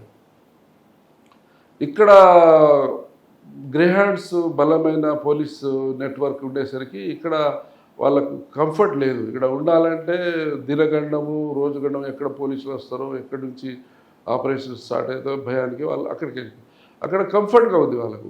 నెలల తరబడి క్యాంపులు వేసుకొని కబడ్డీ ఆడుకుంటూ వాలీబాల్ ఆడుకుంటూ గడిపిన రోజులు ఉన్నాయి అక్కడ. సో మన పోలీసు కూడా అక్కడ మొదట్లో పోవడానికి జంకేది, అవతల బటాలియన్స్ ఉండేది, 1000 మంది వచ్చేది ఒకసారి. తర్వాత అక్కడ పోలీసు ఏం చేసింది, మన గ్రేహాండ్స్ మన ఎస్ఐబితో టైప్ అయిపోయి మొత్తం మనది కూడా నేషనల్ నెట్వర్క్ అయిపోయింది. సో వాళ్ళు కూడా మనకంటే మనలాగా వాళ్ళు కూడా పర్ఫెక్ట్ అయిపోయింది. ఫీల్డ్ ఆపరేషన్స్లో కావచ్చు, టెక్నాలజీ యూసేజ్లో కావచ్చు, వాళ్ళకి ప్రమోషన్స్, రివార్డ్స్, ఎంకరేజ్మెంట్ అయ్యేసరికి సో అక్కడ కూడా పర్ఫెక్ట్ అయిపోయారు. ఇప్పుడు అక్కడ బటాలియన్స్ అవన్నీ కూడా బయటకు వచ్చినాయంటే అక్కడ పోలీసులు స్ట్రాంగ్ అవడానికి ఒక ప్రధాన కారణం. మన దగ్గర నుంచి అక్కడికి వెళ్ళిపోయారు. అక్కడ వాళ్ళు ఎప్పుడైతే వీక్ ఉన్నారో అక్కడ బాగానే సస్టైన్ అయిండు. ఇప్పుడు వాళ్ళు స్ట్రాంగ్ అయ్యారు, వాళ్ళు స్ట్రాంగ్ అయిపోయి ఎక్కడ బేస్ లేదు కదా. సో ఇప్పుడు చేంజ్ వచ్చేసింది. అప్పుడు ఆ ప్రాబ్లం ఎలా ఫేస్ చేసేవారు మీరు? ఎందుకంటే అక్కడ ఏం కార్యక్రమం లేదు కాబట్టి ఆ పోలీసు కామ్గా ఉండేవారు. వాళ్ళ ఎఫెన్స్ అంతా మన దగ్గరే, షెల్టర్ అది అంటే మనము బార్డర్ క్రాస్ బార్డర్ ఎనిమి కోసం పాకిస్తాన్ బార్డర్లో ఎట్లయితే రాత్రి పగలు ఆర్మీ, ఎయిర్ ఫోర్స్ ఇవన్నీ ఎట్లయితే కాపలా కాస్తాం, మనది అదే పరిస్థితి ఉండేది. అవుట్ పోస్టులు పెడితే అవుట్ పోస్ట్ మీద లాంచర్, గ్రెనేడ్ లాంచర్లతో కొట్టడము, రాత్రిపూట అటాక్ చేయడం అటువంటివి జరిగినాయి. సో ఒక 4-5 ఇయర్స్ మనం బాగానే ఫేస్ చేసినాం. లాస్ట్ కూడా అయినా మనం అవతల పోయినప్పుడు గ్రేహాండ్స్ ఒకసారి బోట్లో మన వాళ్ళు క్రాస్ చేస్తుంటే బోటును కొట్టేయడం, పలివేళ ఒకసారి హెలికాప్టర్లో లిఫ్టింగ్ అవుతుంటే ఆర్ఐ చనిపోయాడు ఒక. సో లిఫ్ట్ అయ్యంగానే వాళ్ళు లాస్ట్ లిఫ్టింగ్ 2-3 ఎక్కే టైంలో వాళ్ళు బరస్ట్ ఫైర్ కొట్టిండు. పైలట్ ఏం చేస్తాడు, ఇమీడియట్లీ టేకప్ చేసుకున్నాడు. 3 మిగిలిపోయారు అక్కడ. వీళ్ళు పరిగెత్తి వాళ్ళు చావడానికి. ఇప్పుడు ఈ మొత్తం ఎపిసోడ్లో తీసుకుంటే వాళ్ళు మన అన్నదమ్ములాంటి వాళ్ళు అనుకున్నా మన మీదకి ఎప్పుడైతే పోలీస్ మీద ఫైర్ చేస్తున్నారో ఆత్మరక్షణ కాల్పులు జరుపుతున్నాం అని మీరు అన్నారు. అంటే ఒక సాఫ్ట్ కార్నర్ కనిపిస్తుంది మీకు. అలాగే ఒక బాధకరమైన సంఘటన చెప్పండి. అంటే మన వాళ్ళు ఇంత పోలీస్ డిపార్ట్మెంట్ ఇలా చనిపోయారని, అయ్యో పాపం అని మీకు ఎదురైన మీ అనుభవం? ఇప్పుడు నేను రాయకల్లో ఉన్నప్పుడు ఉమేష్ చంద్ర సార్ ఉండే కదా, ఉమేష్ చంద్ర సారు చనిపోవడం బాధ కలిగించింది బాగా. ఆయన వెరీ వెల్ఫేర్ ఆఫీసర్. పోలీస్ అనే పదం పక్కన పెట్టి సిబ్బందికి ఎంత వెల్ఫేర్ అంటే అది అది అది అందరు చేయాలనుకుంటారు కానీ అందరి వల్ల కాదు అది. సో అంత మంచి ఆఫీసరు. సో ఆయన కూడా ఫేక్ ఎన్కౌంటర్లు చేయమని కానీ వాళ్ళని బట్టు ఈ చేయమని ఎవరిని ఎంటర్టైన్ చేసేది కాదు. మంచి ఆఫీసర్. ఆయన ఎందుకు టార్గెట్ చేశారండి మా విషయం? అంటే అప్పుడు పోలీస్ స్టేట్ అంతా కూడా అప్పుడు ఎక్స్ట్రీమిజం పీక్ లెవెల్లో ఉండే, పోలీస్ కూడా దాన్ని కట్టడి చేయడానికి ఆపరేషనల్ స్ట్రాటజీస్ చాలా గ్రేహాండ్స్ అది ఇది పెట్టి బాగానే చేస్తుంది. సో వాళ్ళ క్యాడర్ లాస్ అయిపోయింది. అప్పుడు ఏంటంటే మన పెద్దపల్లి ఏరియాలో కోర్ట్ ఆపరేషను, ఆయన రామగిరి కిల్లా నుంచి తుపాకులు ఎత్తుకుని వచ్చిండు, అది ఇది ఇటువంటి దానికి వీళ్ళే చేశారంటే ఎవరు ఎస్పీ గారు డైరెక్ట్గా ఎక్కడ ఇన్వాల్వ్ అవుతారు. పోలీస్ ఇది ఇన్ఫిల్ట్రేషన్ చేయడము, వాళ్ళను కోర్టుగా పంపడం ఎస్పీ గారి లెవెల్లో కాదు కదా. అది ఎవరు చేస్తారు? అది ఎవరికి కాంటాక్ట్, కానిస్టేబుల్ క్లోజ్ ఉంటే కానిస్టేబుల్ డెవలప్ చేస్తారు, ఎస్ఐకి క్లోజ్ ఉంటే ఎస్ఐ డెవలప్ చేస్తారు.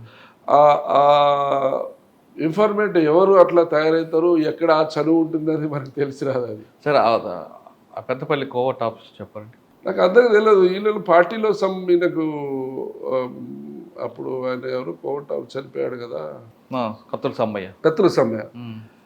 సమయానికి వాళ్ళకు ఇంటర్నల్ కాన్ఫ్లిక్ట్ ఏంటంటే ఈయన ఏదో డీగ్రేడ్ చేస్తున్నారని అది చేస్తున్నారని చెప్పి డీసీఎస్కు వీళ్ళకు పడక ఈయన ఏం చేసిండు, ఇటు కాంట్రాక్ట్ పెట్టేసుకొని వాళ్ళను కొట్టేసి తుపాకులన్నీ తీసుకొని వచ్చేసిండు. సార్, అప్పుడు కత్తుల సమ్మయ్య ఎక్కువ యాక్టివ్ ఉన్నాడా, జడల నాగరాజు ఎక్కువ యాక్టివ్ ఉన్నాడు? కత్తుల సభ్య యాక్టివ్ అనుకుంటా. అంటే ఉమేష్ చంద్ర గారి ఇష్యూ మీకు బాగా బాగా కలిసి వేసింది. ఆ రోజు ట్రాన్స్ఫర్ అయిన రోజు కూడా నేను వెళ్ళి కలిశాను. ఆయన వెళ్ళిపోయినప్పుడు అందరూ గంటం చేసినట్లున్నారు కదా. అది మితిమీరిన అభిమానము ఆయనకు నష్టం కలిగించింది. నేను రిలీవ్ అవుతున్నా, మీరు ఎందుకు మీరు ఇష్యూ చేయకండి మీరు అని చెప్పి సార్ ప్రత్యక్షంగా చెప్పిండు. ఇక కిడ్నీ స్టాప్ ఏంటంటే మితిమీరిన అభిమానం, ఇట్లా చేస్తే ఆగుతుందేమో, క్యాన్సిల్ అవుతుందేమో, అది ఇది అని చెప్పి వీళ్ళంతా పనికి వాళ్ళ పనులు చేసిందండి. అది ఆయనకి నష్టం చేకూరు. అది దానివల్ల ఎస్పీ గారు ఇట్లా చెప్పించాడు, ఎస్పీ గారు కంట్రోల్ చేయలేదు, ఏదో రీజన్ ఉంటుంది గవర్నమెంట్. సీనియర్ ఆఫీసర్లు వాళ్ళని ఆయన్ని అసెంబ్లీ నడుస్తుంది, చంద్రబాబు నాయుడు ఉన్నారు,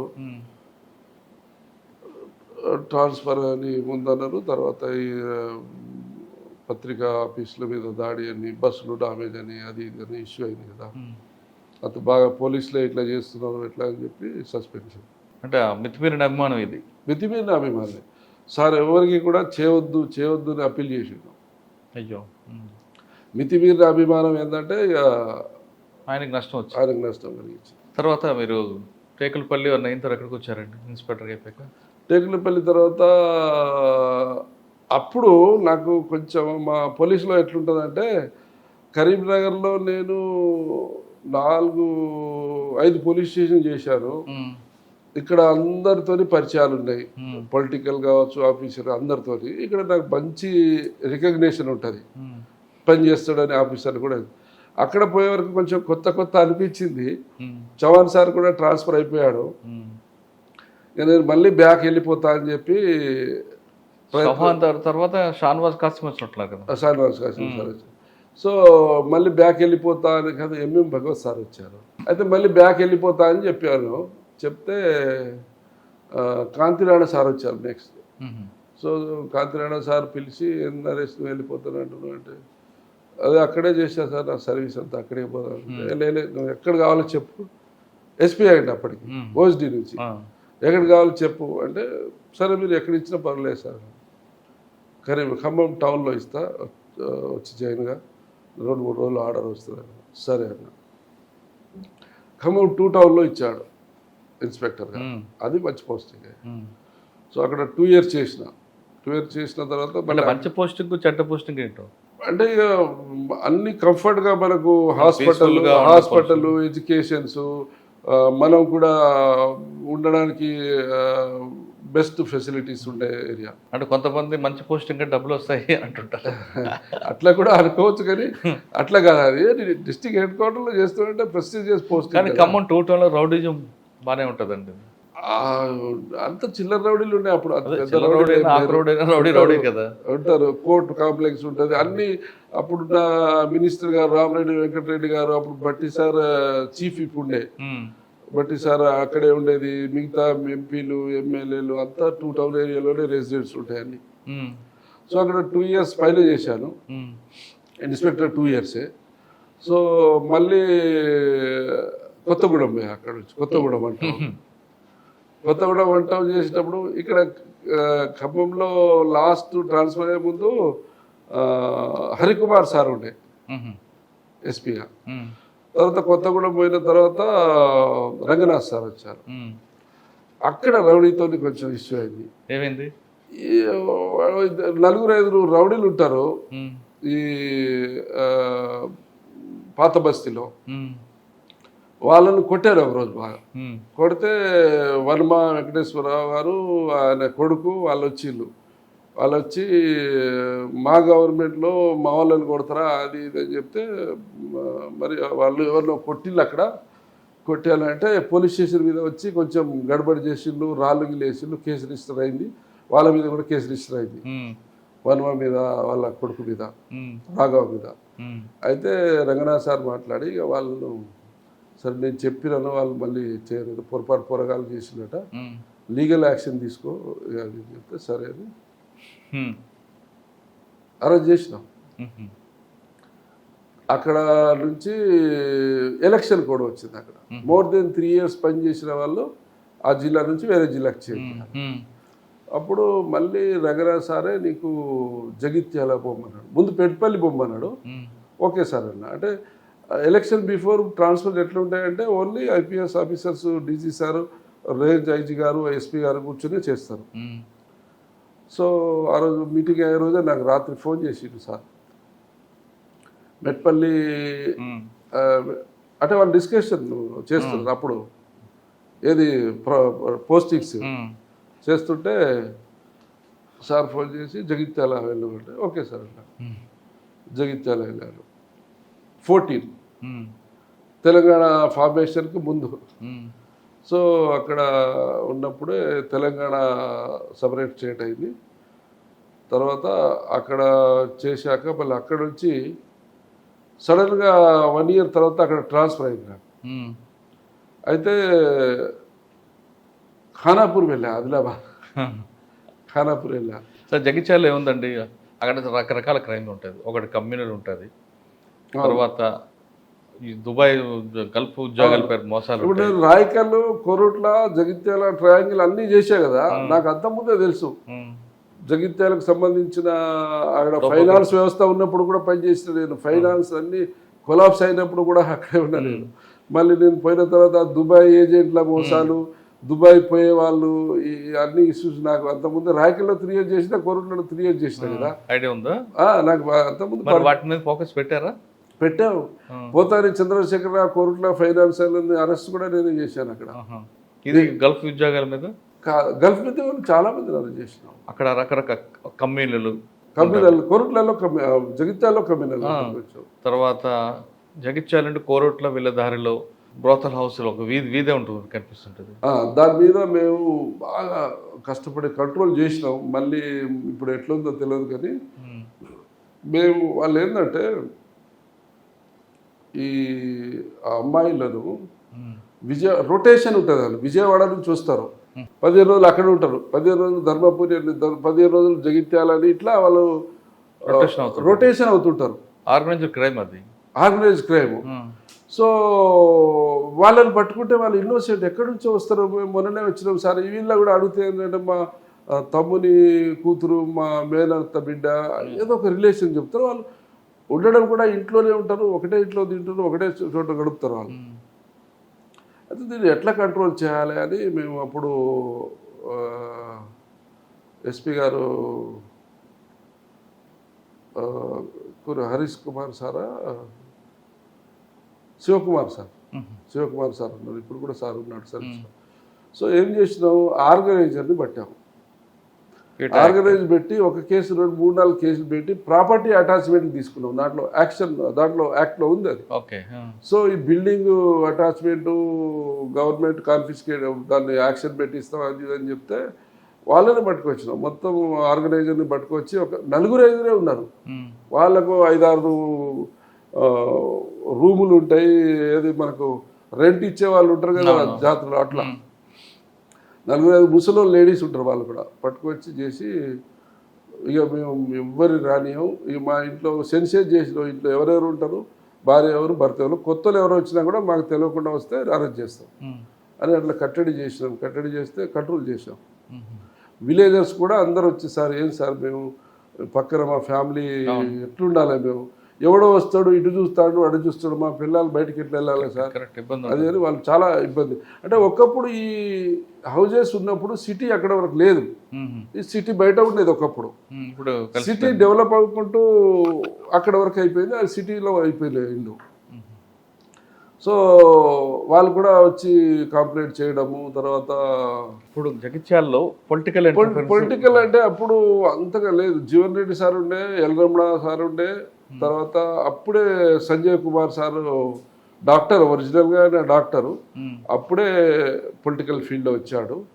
సో అప్పుడు సంజయ్ కుమార్ సార్ గెలిచారు, జీవన్ రెడ్డి సార్తో మంచిగా కలిసి ఉండేది. అప్పుడు లేదు, వైరం లేదు.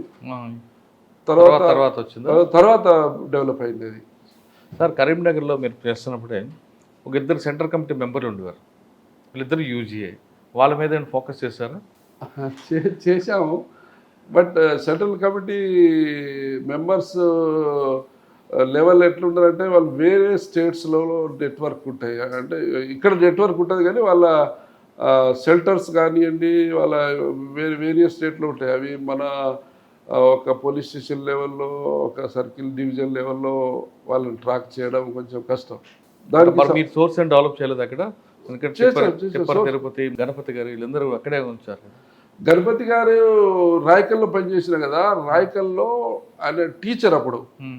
లాస్ట్ డే ఉప్పు మడిగే దొర అని అంటారు, వెంకటేశ్వరరావు రాజేశ్వరరావు గారు ఉండే ఆయన.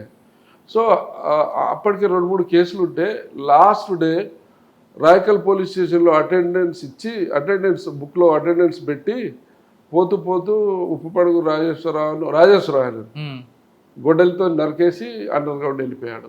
మీరున్నారు అప్పుడు? నేను లేను, ఆ ముందే పోయాడు. But history turn the page learn the work అని అంటారు కదా. సో ఆయన ప్రొఫైల్ ఏంది, ఆయన ఎక్కడ చదువుకున్న, వాళ్ళ భార్య అక్కడ ఏఎన్ఎంగా చేస్తుంది, వాళ్ళ బ్రదర్ అక్కడ టీచర్గా చేశాడు రాయకల్లో, ఉప్పల్ లక్ష్మణరావు బ్రదర్. కానీ వీళ్ళ మీద మీరు ఫోకస్ పెట్టారు అప్పుడు? అంటే ఫ్యామిలీ హిస్టరీ స్టడీ చేసినాము కానీ వీళ్ళ దగ్గరికి రారు, వీళ్ళతో కాంటాక్ట్ లేదు అని చెప్పి అర్థమైంది.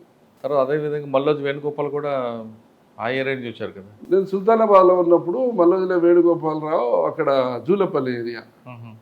సో అది కూడా ఎవరున్నా, ఇప్పుడు మేము పోలీస్ స్టేషన్కి చార్జ్ తీసుకుంటే యూజీ కాడర్లు ఎంతమంది ఉన్నారు, వాళ్ళ ప్రొఫైల్ ఏంది, వాళ్ళ ఫ్యామిలీస్ ఎక్కడున్నాయి, కేడీలు డీసీలు రౌడీలు ఎట్లయితే చూస్తామో ఓకే ఇది కూడా స్టడీ చేస్తాం. మల్లా రాజరెడ్డి గారిది కూడా చూసాం. వాళ్ళు ఓల్డ్ క్యాడర్ కదా అంతా. ఫ్యామిలీ స్టడీ నాట్ ఓన్లీ మా పోలీస్ స్టేషన్ ఏరియా, జిల్లాలో ఉన్న మెయిన్ క్యాడర్స్ ఎక్కడ ఉన్నారు, వాళ్ళు ఏ కవర్లో ఉన్నారు. మొన్న ఒకైనా కిష్టంపేట అని చెప్పి రాయకల్ ఏరియాలో ఉంటుంది, మొన్న సరెండర్ అయ్యిండు.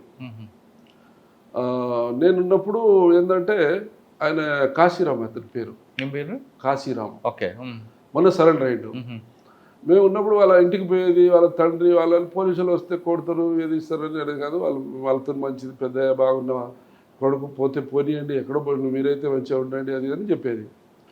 ఒకరోజు ఏమైందంటే ఎప్పుడో ఒక అన్నోన్ పర్సన్ వచ్చి వాళ్ళ మనవరాళ్ళని తీసుకొని వచ్చి ఈయన దగ్గర పెట్టేసి మీ కొడుకు పంపించిండు, వీళ్ళ వెల్ఫేర్ చూసుకోమని చెప్పేసి వెళ్ళిపోయారు. నాకు చెప్పిండు. పోతే మాట్లాడిన పిల్లలతో మాట్లాడితే హిందీ మాట్లాడుతున్నాం ఇద్దరు.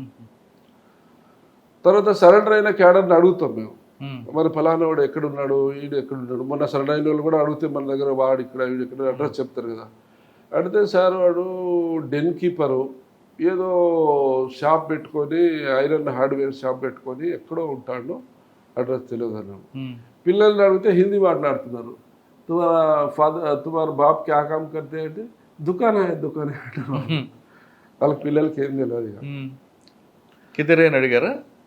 హిందీ మాట్లాడుతుంది. కిదరే అంటే అడ్రస్ చెప్తలేదు పిల్లలు, చిన్న పిల్లలు కదా, వాళ్ళని మనం ఏమనలేము, జస్ట్ మామూలుగా మాట్లాడాం. తర్వాత క్రాక్ అయింది. అది కాలేదు. డెన్ కీపర్స్ అనేది చాలా రేర్ కాంటాక్ట్స్ ఉంటాయి. దళంలో ఉన్న వాళ్ళకి ఎవరికి తెలియదు. అది ఒకళ్ళిద్దరు టాప్ లెవెల్ కాదు. ఈ మధ్యలో సరెండర్ అయ్యారా? ఈ మధ్యలో సరెండర్ అయినాక నేను ఎన్ని సంవత్సరాలు అయిపోయిండు, అసలు ఉన్నాడా లేడా అంటే మొన్న పేపర్లో చూసి కాశీరామ్ సరెండర్ అయ్యారు. కాశీరామ్ ఉన్నాడు మన దగ్గర, ఛత్తీస్గఢ్ సరెండర్ అయ్యారు, మన దగ్గర అయినట్టున్నది. పేపర్లో వచ్చింది సరెండర్ అయిందని చూశాను, ఎక్కడ అనేది గుర్తులేదు. కానీ అక్కడ ఖమ్మం నుంచి ఆదిలాబాద్ వెళ్ళారు, ఖానాపూర్. అక్కడే ఉంది. అక్కడ నేను ఎక్కడ పోయినా నా పనికి అదే పని మీద నన్ను పెడతారు.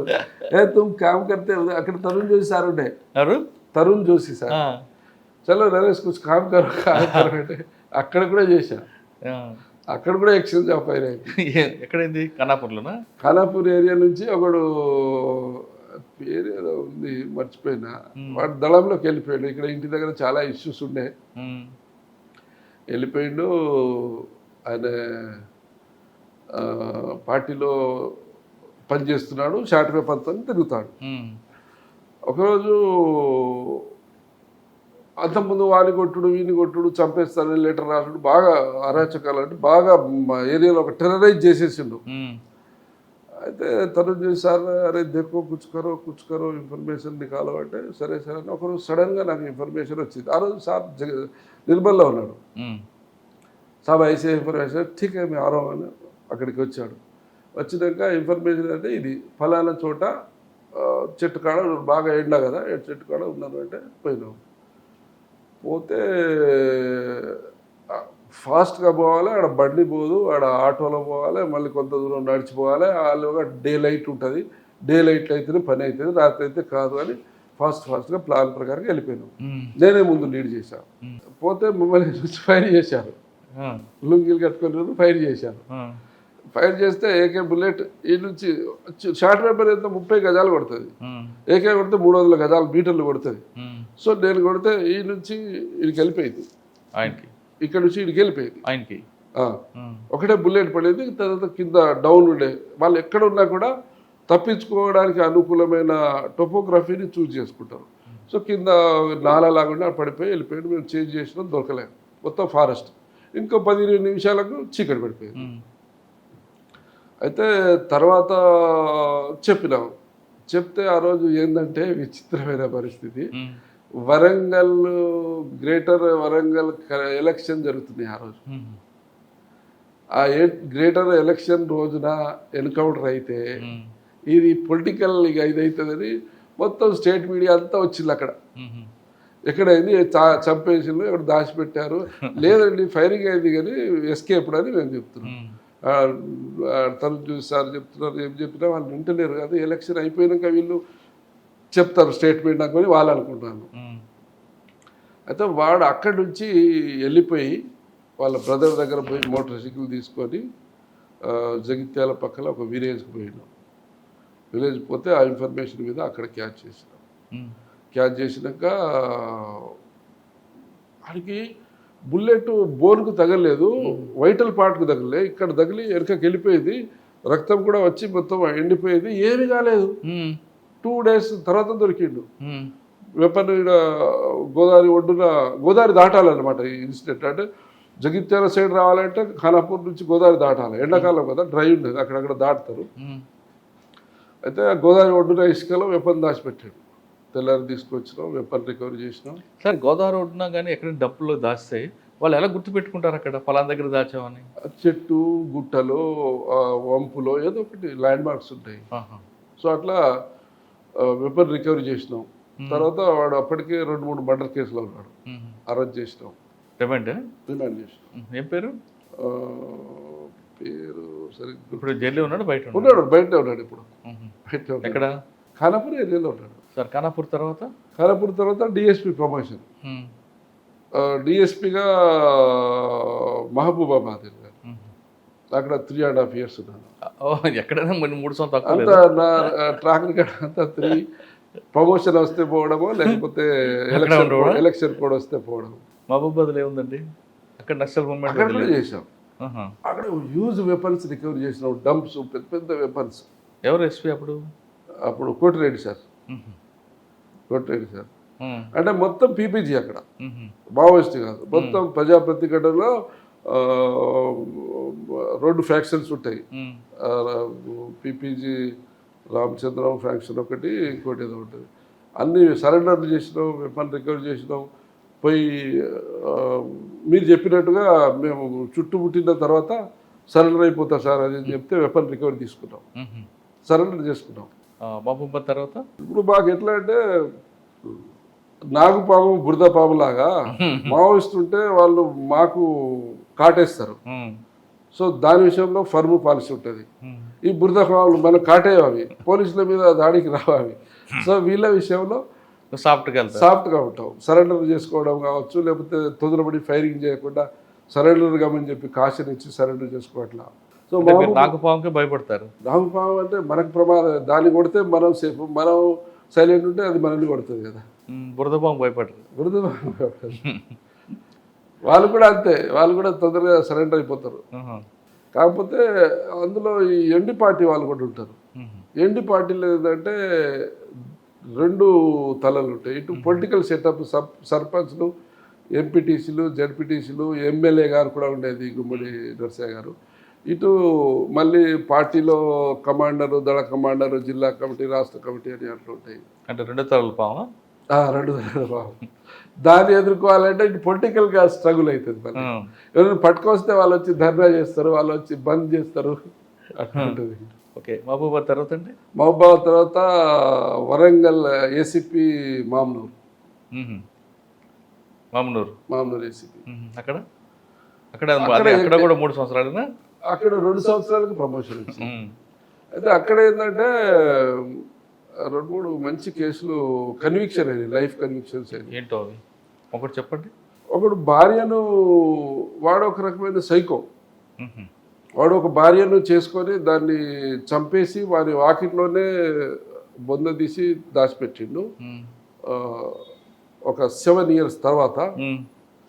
మళ్ళీ ఇంకో దాన్ని పెళ్లి చేసుకున్నాడు. మ్మ్. దాన్ని టార్చర్ చేస్తే అది ఎంజిఎంలో హాస్పిటల్, వాడు టార్చర్ చేసి ఎంజిఎంలో అడ్మిట్ చేస్తే చనిపోయింది. రెండో ఆమె కూడా. రెండో ఆమె చనిపోయింది. అయ్యో. రెండో ఆమె చనిపోయేంత వరకు మొదటి ఆమె చంపిన విషయం బయట తెలియదు. మ్మ్. అంటే వీడు సైకో కాబట్టి చుట్టుపక్కల ఎవరు వీని దగ్గరికి రావడం, వీనితో మాట్లాడితే తిడతాడు, వీనితో లొల్లేందుకు అని దూరం ఉంటారు. మ్మ్. ఆ 2 కేసులలో ఫస్ట్ మర్డర్ కేసులలో వాడిని అరెస్ట్ చేసి వాడిని పోలీస్ కస్టడీ తీసుకొని అంతకుముందు చంపిన డెడ్ బాడీని ఎగ్జిబిషన్ చేపించి ఫోరెన్సిక్ ఎక్స్పర్ట్లను తీసుకుపోయి ఆ బాడీ కుళ్ళిపోయి మొత్తం వెముకలే ఉన్నాయి, వెముకలు బోల్స్ మళ్ళీ అతికించి ఒక బాడీ షేప్ తీసుకొని తర్వాత అది 2 మర్డర్ కేసులలో కన్విక్షన్ వచ్చింది, లైఫ్ కన్విక్షన్ వచ్చింది. ఇంకొకటి ఇంకా వేరే కేసులు ఉన్నాయి కానీ అవి జనరల్ కేసులు, చాలా కన్విక్షన్లు వచ్చినాయి. మమ్నూర్ తర్వాత అండి? మామూలు తర్వాత డీజీపీ ఆఫీస్లో అటాచ్ చేసినాక ప్రమోషన్ వచ్చింది అడిషనల్ ఎస్పీగా. ఫస్ట్ భూపాలపల్లి అడిషనల్ ఎస్పీగా వచ్చారు. 3 months ఉన్నాను అక్కడ, 2 చోట్ల పేరు ఉంటుంది. 3 months రాగానే వరంగల్ ఎలక్షన్ కోడ్ వచ్చింది. నాకు సొంత జిల్లా వరంగల్ కాబట్టి ఇది వరంగల్ పార్లమెంట్ కాన్స్టిట్యూన్సీ కాబట్టి షిఫ్ట్ కావాల్సి వచ్చింది. ఎక్కడ పంపించారు? Khammam additional DCP. అక్కడ 14 నెలలు చేశాను. చేసినాక మళ్ళీ ఇక్కడికి వచ్చాను, మళ్ళీ సేమ్ ప్లేస్. ఇక్కడికి వచ్చాక ఛాలెంజ్ ఏముంది? ఒకప్పుడు భూపాలపల్లి వేరు, ఇప్పుడు భూపాలపల్లి వేరు. ఇప్పుడు ఇది కూడా క్రాస్ బార్డర్ ఎనిమినే. ఇప్పుడు మన భూపాలపల్లికి ఇటు మహారాష్ట్ర బార్డర్ వస్తుంది, ఇటు ఛత్తీస్గఢ్ బార్డర్, 2 స్టేట్ల బార్డర్ దీనికి ఉన్నాయి. ఇప్పుడు ఇటే వస్తుంది అనుకుంటా. సిరోంచా ఏమో మనకు మన కాళేశ్వరం ప్రాజెక్టు నుంచి అవతల స్ట్రైట్ లైన్ తీసుకుంటే లెఫ్ట్ పార్ట్ నార్త్ ఏరియా మొత్తం మహారాష్ట్ర సిరోంచా డివిజన్ వస్తుంది. దాని కింద ఇప్పుడు మన పల్మేల పోలీస్ స్టేషన్ ఉంది, కుక్కలగూడూరు మన ఎటునగరం మన పోలీస్ స్టేషన్ ఏదో ఉంది కదా, భూపాలపట్నం. ఈ భూపాలపట్నం ఇవేమో దాంట్లోకి వస్తుంది, ఇది మన ఛత్తీస్గఢ్లో వస్తాయి. సో మేము ఇక్కడ ఉన్నప్పుడు కూడా వాళ్ళు వస్తున్నారు పోతున్నారు, స్ట్రాటజికల్గా వాళ్ళను ఎన్కౌంటర్ చేయడం కాదు, వాళ్ళను సరెండర్ చేయడానికి స్ట్రాటజికల్గా మన గవర్నమెంట్ ప్రయత్నం చేసింది. వాళ్ళు 100% సక్సెస్ అయింది. ఇప్పుడు సరెండర్లో ఎక్కువగా ఇటువైపు నుంచి వచ్చారు కొంతమంది. ఎక్కడో ఒక డెస్టినేషన్ ఉంటుంది కదా, ఏదో ఒక డెస్టినేషన్ రీచ్ కావాలి కదా. అంటే ఎంతమంది వచ్చి ఉంటారండి? మొత్తం సరెండర్ అయిన వాళ్ళు అంతా ఇటు నుంచి వచ్చారు, ఇటు నుంచి ములుగు నుంచి. బసరదేవ కానీ ఇంకొకరు కానీ మేము వెళ్తున్నాము, మన పోలీసులు అరెస్ట్ చేశారు ఇక్కడే భూపాలపల్లి అని అంటుంటారు, నిజమేనా? ఇక సరెండర్ అయ్యిండు. మా స్ట్రాటజీ అంటే వాళ్ళు చెప్పేదేమో అరెస్ట్ అంటున్నారు. ఏ రకంగా పోలీస్ ప్రజాస్వామ్యబద్ధంగా బతుకమని బయటికి తీసుకొచ్చినాం కదా వాళ్ళని. అంటే ఇప్పుడు సరెండర్ అయిన వాళ్ళందరూ కూడా భూపాలపల్లి నుంచే, ములుగు నుంచి కూడా ఉంటారు. ములుగు భూపాల ఇది ఎంట్రీ పాయింట్ మనకు, గేట్ ఆఫ్ ఇండియా అంటారు. గేట్ ఆఫ్ ఇండియా ఎక్కడ? ఇప్పుడు ములుగు ఏరియాలో ఉంది, భూపాలపల్లి ఏరియాలో ఉంది. ఇప్పుడు మాకు ఈ దేవాదుల ప్రాజెక్ట్ ఆ ఏరియా ఉంది కదా, అది అవతల యువతలకి మధ్యలో ఫెర్రీ పాయింట్స్ ఉంటాయి, వాళ్ళకి క్రాసింగ్ పాయింట్స్ ఉంటాయి. ఇటు నుంచి అటు పోవాలన్నా అటు నుంచి ఇటు రావాలన్నా ఇప్పుడు రోడ్ ఉన్న చోట వాళ్ళు దాటారు. ఇప్పుడు ఎటు నగరం సైడ్ రోడ్ ఉంటుంది, ఇటు రోడ్ ఉంటుంది, ఈ మధ్య గ్యాప్ ఏదైతే ఉందో వాళ్ళకు అనుకూలమైన ప్రదేశం. సార్ ఇంతమంది సరెండర్ చేశారు, మీ గేట్ ఆఫ్ ఇండియా బ్రేక్ చేశారు కదా, కానీ హిడ్మా అనే వ్యక్తి ఏపీకి వెళ్ళడానికి పరకాల వచ్చి పరకాల ఒక రోజు షెల్టర్ తీసుకొని ఇక్కడి నుంచే వెళ్ళారని ఒక ఇన్ఫర్మేషన్ ఉంది, వాస్తవం? ఇక మీడియా ద్వారా వింటున్నాం, మాకు కూడా ఏం తెలుస్తుంది, మీడియా ద్వారా వింటున్నాం. 20 మంది ఇక్కడికి వచ్చి పరకాల షెల్టర్ తీసుకుంటే మీకు రాపడం ఉందండి ఇన్ఫర్మేషన్? మనకు ఇన్ఫర్మేషన్ ఉంటే మనమే క్యాచ్ చేసేవాళ్ళం కదా. అవును, మనమే క్యాచ్ చేసేవాళ్ళం కదా, అలాంటి ఇన్ఫర్మేషన్ అయితే లేదు. ఓకే, ఇప్పుడు భూపాలపల్లి ఏముందండి? ప్రశాంతం. గేట్ ఆఫ్ ఇండియా క్లోజ్ అయిపోయిందా? అంటే మేము ఈవెన్ క్లోజ్ అయినా కూడా మా స్ట్రాటజీ ఇప్పుడు బార్డర్లో గస్తీ చేసే సైనికుడు 24 గంటలు అవతల నుంచి శత్రువు వస్తాడా రాడా, రాకున్నా కూడా అప్రమత్తతో ఉండవలసిందే. సో సేమ్ స్ట్రాటజీ కంటిన్యూ ఉంటుంది. కానీ బార్డర్కి వేరు ఇక్కడ వేరు, పూర్తిగా మూమెంట్ లేదు కదండి ఇప్పుడు. లేదు, మూమెంట్ అయితే లేదు. ఏముంటుందన్న, మూమెంట్ పోయింది కదా, మరొకసారి ఇంకొక రూపంలో వచ్చే అవకాశం ఉందంటారు. విప్లవం వచ్చే అవకాశం అయితే ఈ రూపంలో ఆర్మ్డ్ స్ట్రగుల్ అనేది రాదు పక్కా.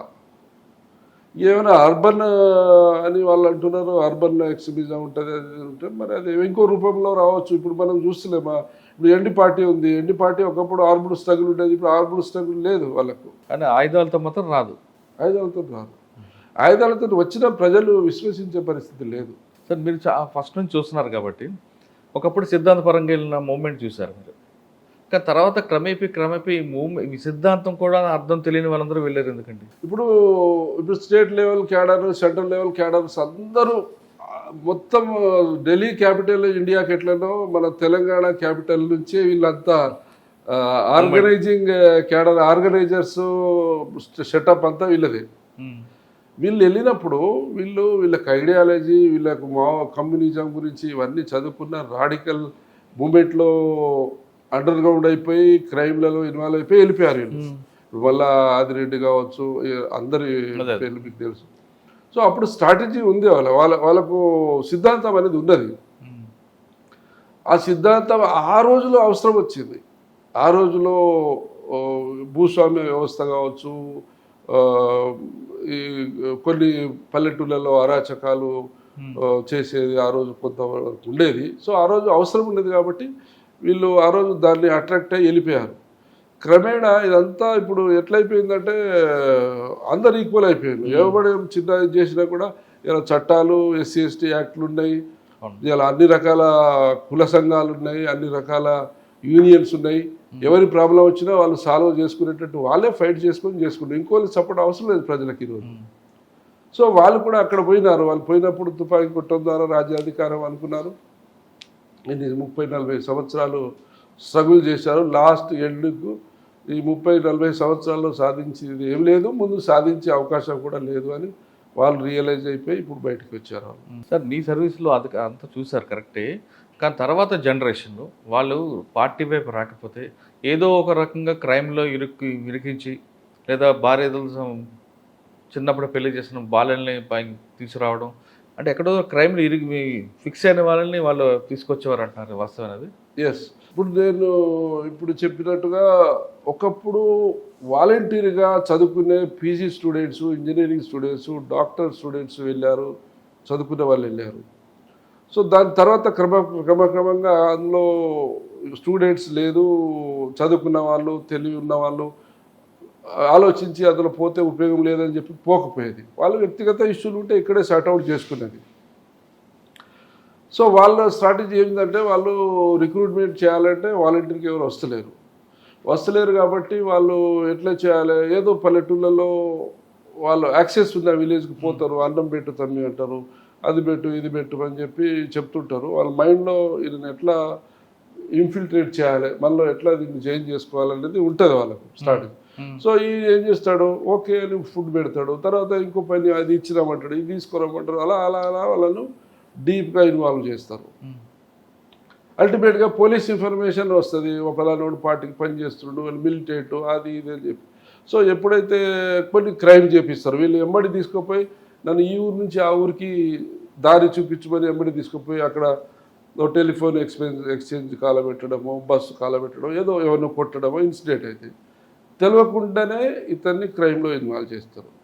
తర్వాత ఏం చేస్తారు, వీళ్ళు భయపడిపోతారు, అరే నా పేరు మీద కేసు నమోదైంది, నన్ను చూశారు, నన్ను రేపు పోలీసులు పట్టుకుంటే కేసులు పెడతారు, ఇదైతే వాడు పెద్దగా భయాందోళనకు గురి అవుతాడు. సో వచ్చేరా మాతోనే అని చెప్పి వాళ్ళు తీసుకెళ్తారు. సార్ అటువంటి సంఘటన మీ సర్వీసులు ఎదురైంది? ఒకటి చాలా మంది భార్య భర్తలు గొడవబెట్టి, భర్త వేధింపులు భరించలేక అత్తమామలతో కొట్లాడబెట్టుకుపోయిన లేడీస్ ఉన్నారు. క్రిమినల్ కేసులలో, మర్డర్ కేసులో ఇన్వాల్వ్ అయిన నేరస్తులు పోయిన వాళ్ళు ఉన్నారు.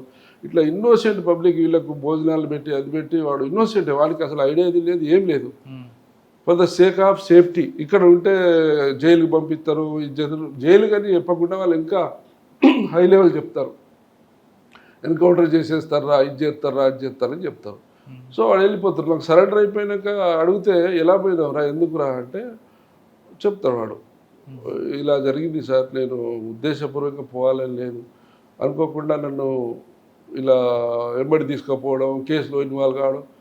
సో చట్టం ముందు ఎట్లా ఉంటుందో, ignorance of law is not excusable అని ఒక సామెత ఉంటుంది. నాకు చట్టం తెలియదు, నేను తప్పు చేసినా విడిచిపెట్టమంటే విడిచిపెట్టాం. గుర్తుకోవడం వానికి చదువు రాదు, చట్టం తెలియదు, అయినా కూడా వాడు మర్డర్ చేస్తే మర్డర్ కింద ప్రాసిక్యూట్ చేయవలసిందే. వీడు కూడా తెలియక తప్పు చేసినా కేసు కావాల్సిందే చట్ట ప్రకారం. వాడు ఇన్నోసెంట్ ఉంటాడు. సో అట్లా కొంతకాలానికి రియలైజ్ అయిపోయినాక వచ్చి సరెండర్ అయినప్పుడు చాలామంది చెప్పిన స్టోరీలు ఉన్నాయి.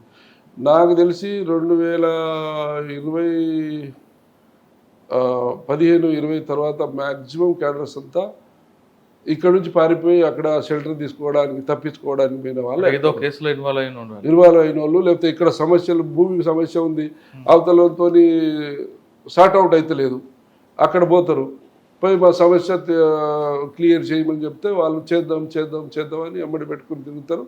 లాస్ట్కి వాడు నక్సలైట్లో చేరిండు, వాడు దళ మెంబరు అని రికార్డ్ అయిపోతుంది. అది మాకు సరడాయిలోనే చెప్తాడు వాడు. మేము ఊరికే పోతే రాయాం, కన్ఫామ్ లేకుండా రాయాం. సార్ మీ మొత్తం మూమెంట్ స్టార్టింగ్ నుంచి చూసుకొచ్చారు, కానీ క్లైమాక్స్ ఎలా ఉంటుంది అనుకున్నారా మూమెంట్?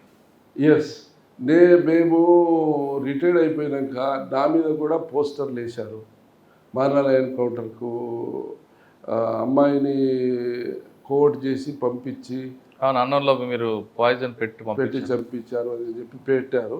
అది తప్పు. అది తర్వాత మాకేందంటే వాళ్ళకు ఒక స్ట్రాటజీ లేదు, వీడు చేసిండా లేదా అని తెలుసుకోకుండా వాళ్ళు నమ్మిందే కరెక్ట్ అనుకుంటారు. ఎవడో చెప్పేస్తాడు వాళ్ళకు ఇల్లిటరేటు. సో మేము ఏమనుకున్నామంటే ఇలా నక్సలిజం ఉంది, మనం పెళ్ళిళ్ళకి పోవాలంటే పల్లెటూళ్ళలో కష్టము, ఎక్కడన్నా ఫంక్షన్ పోలేము.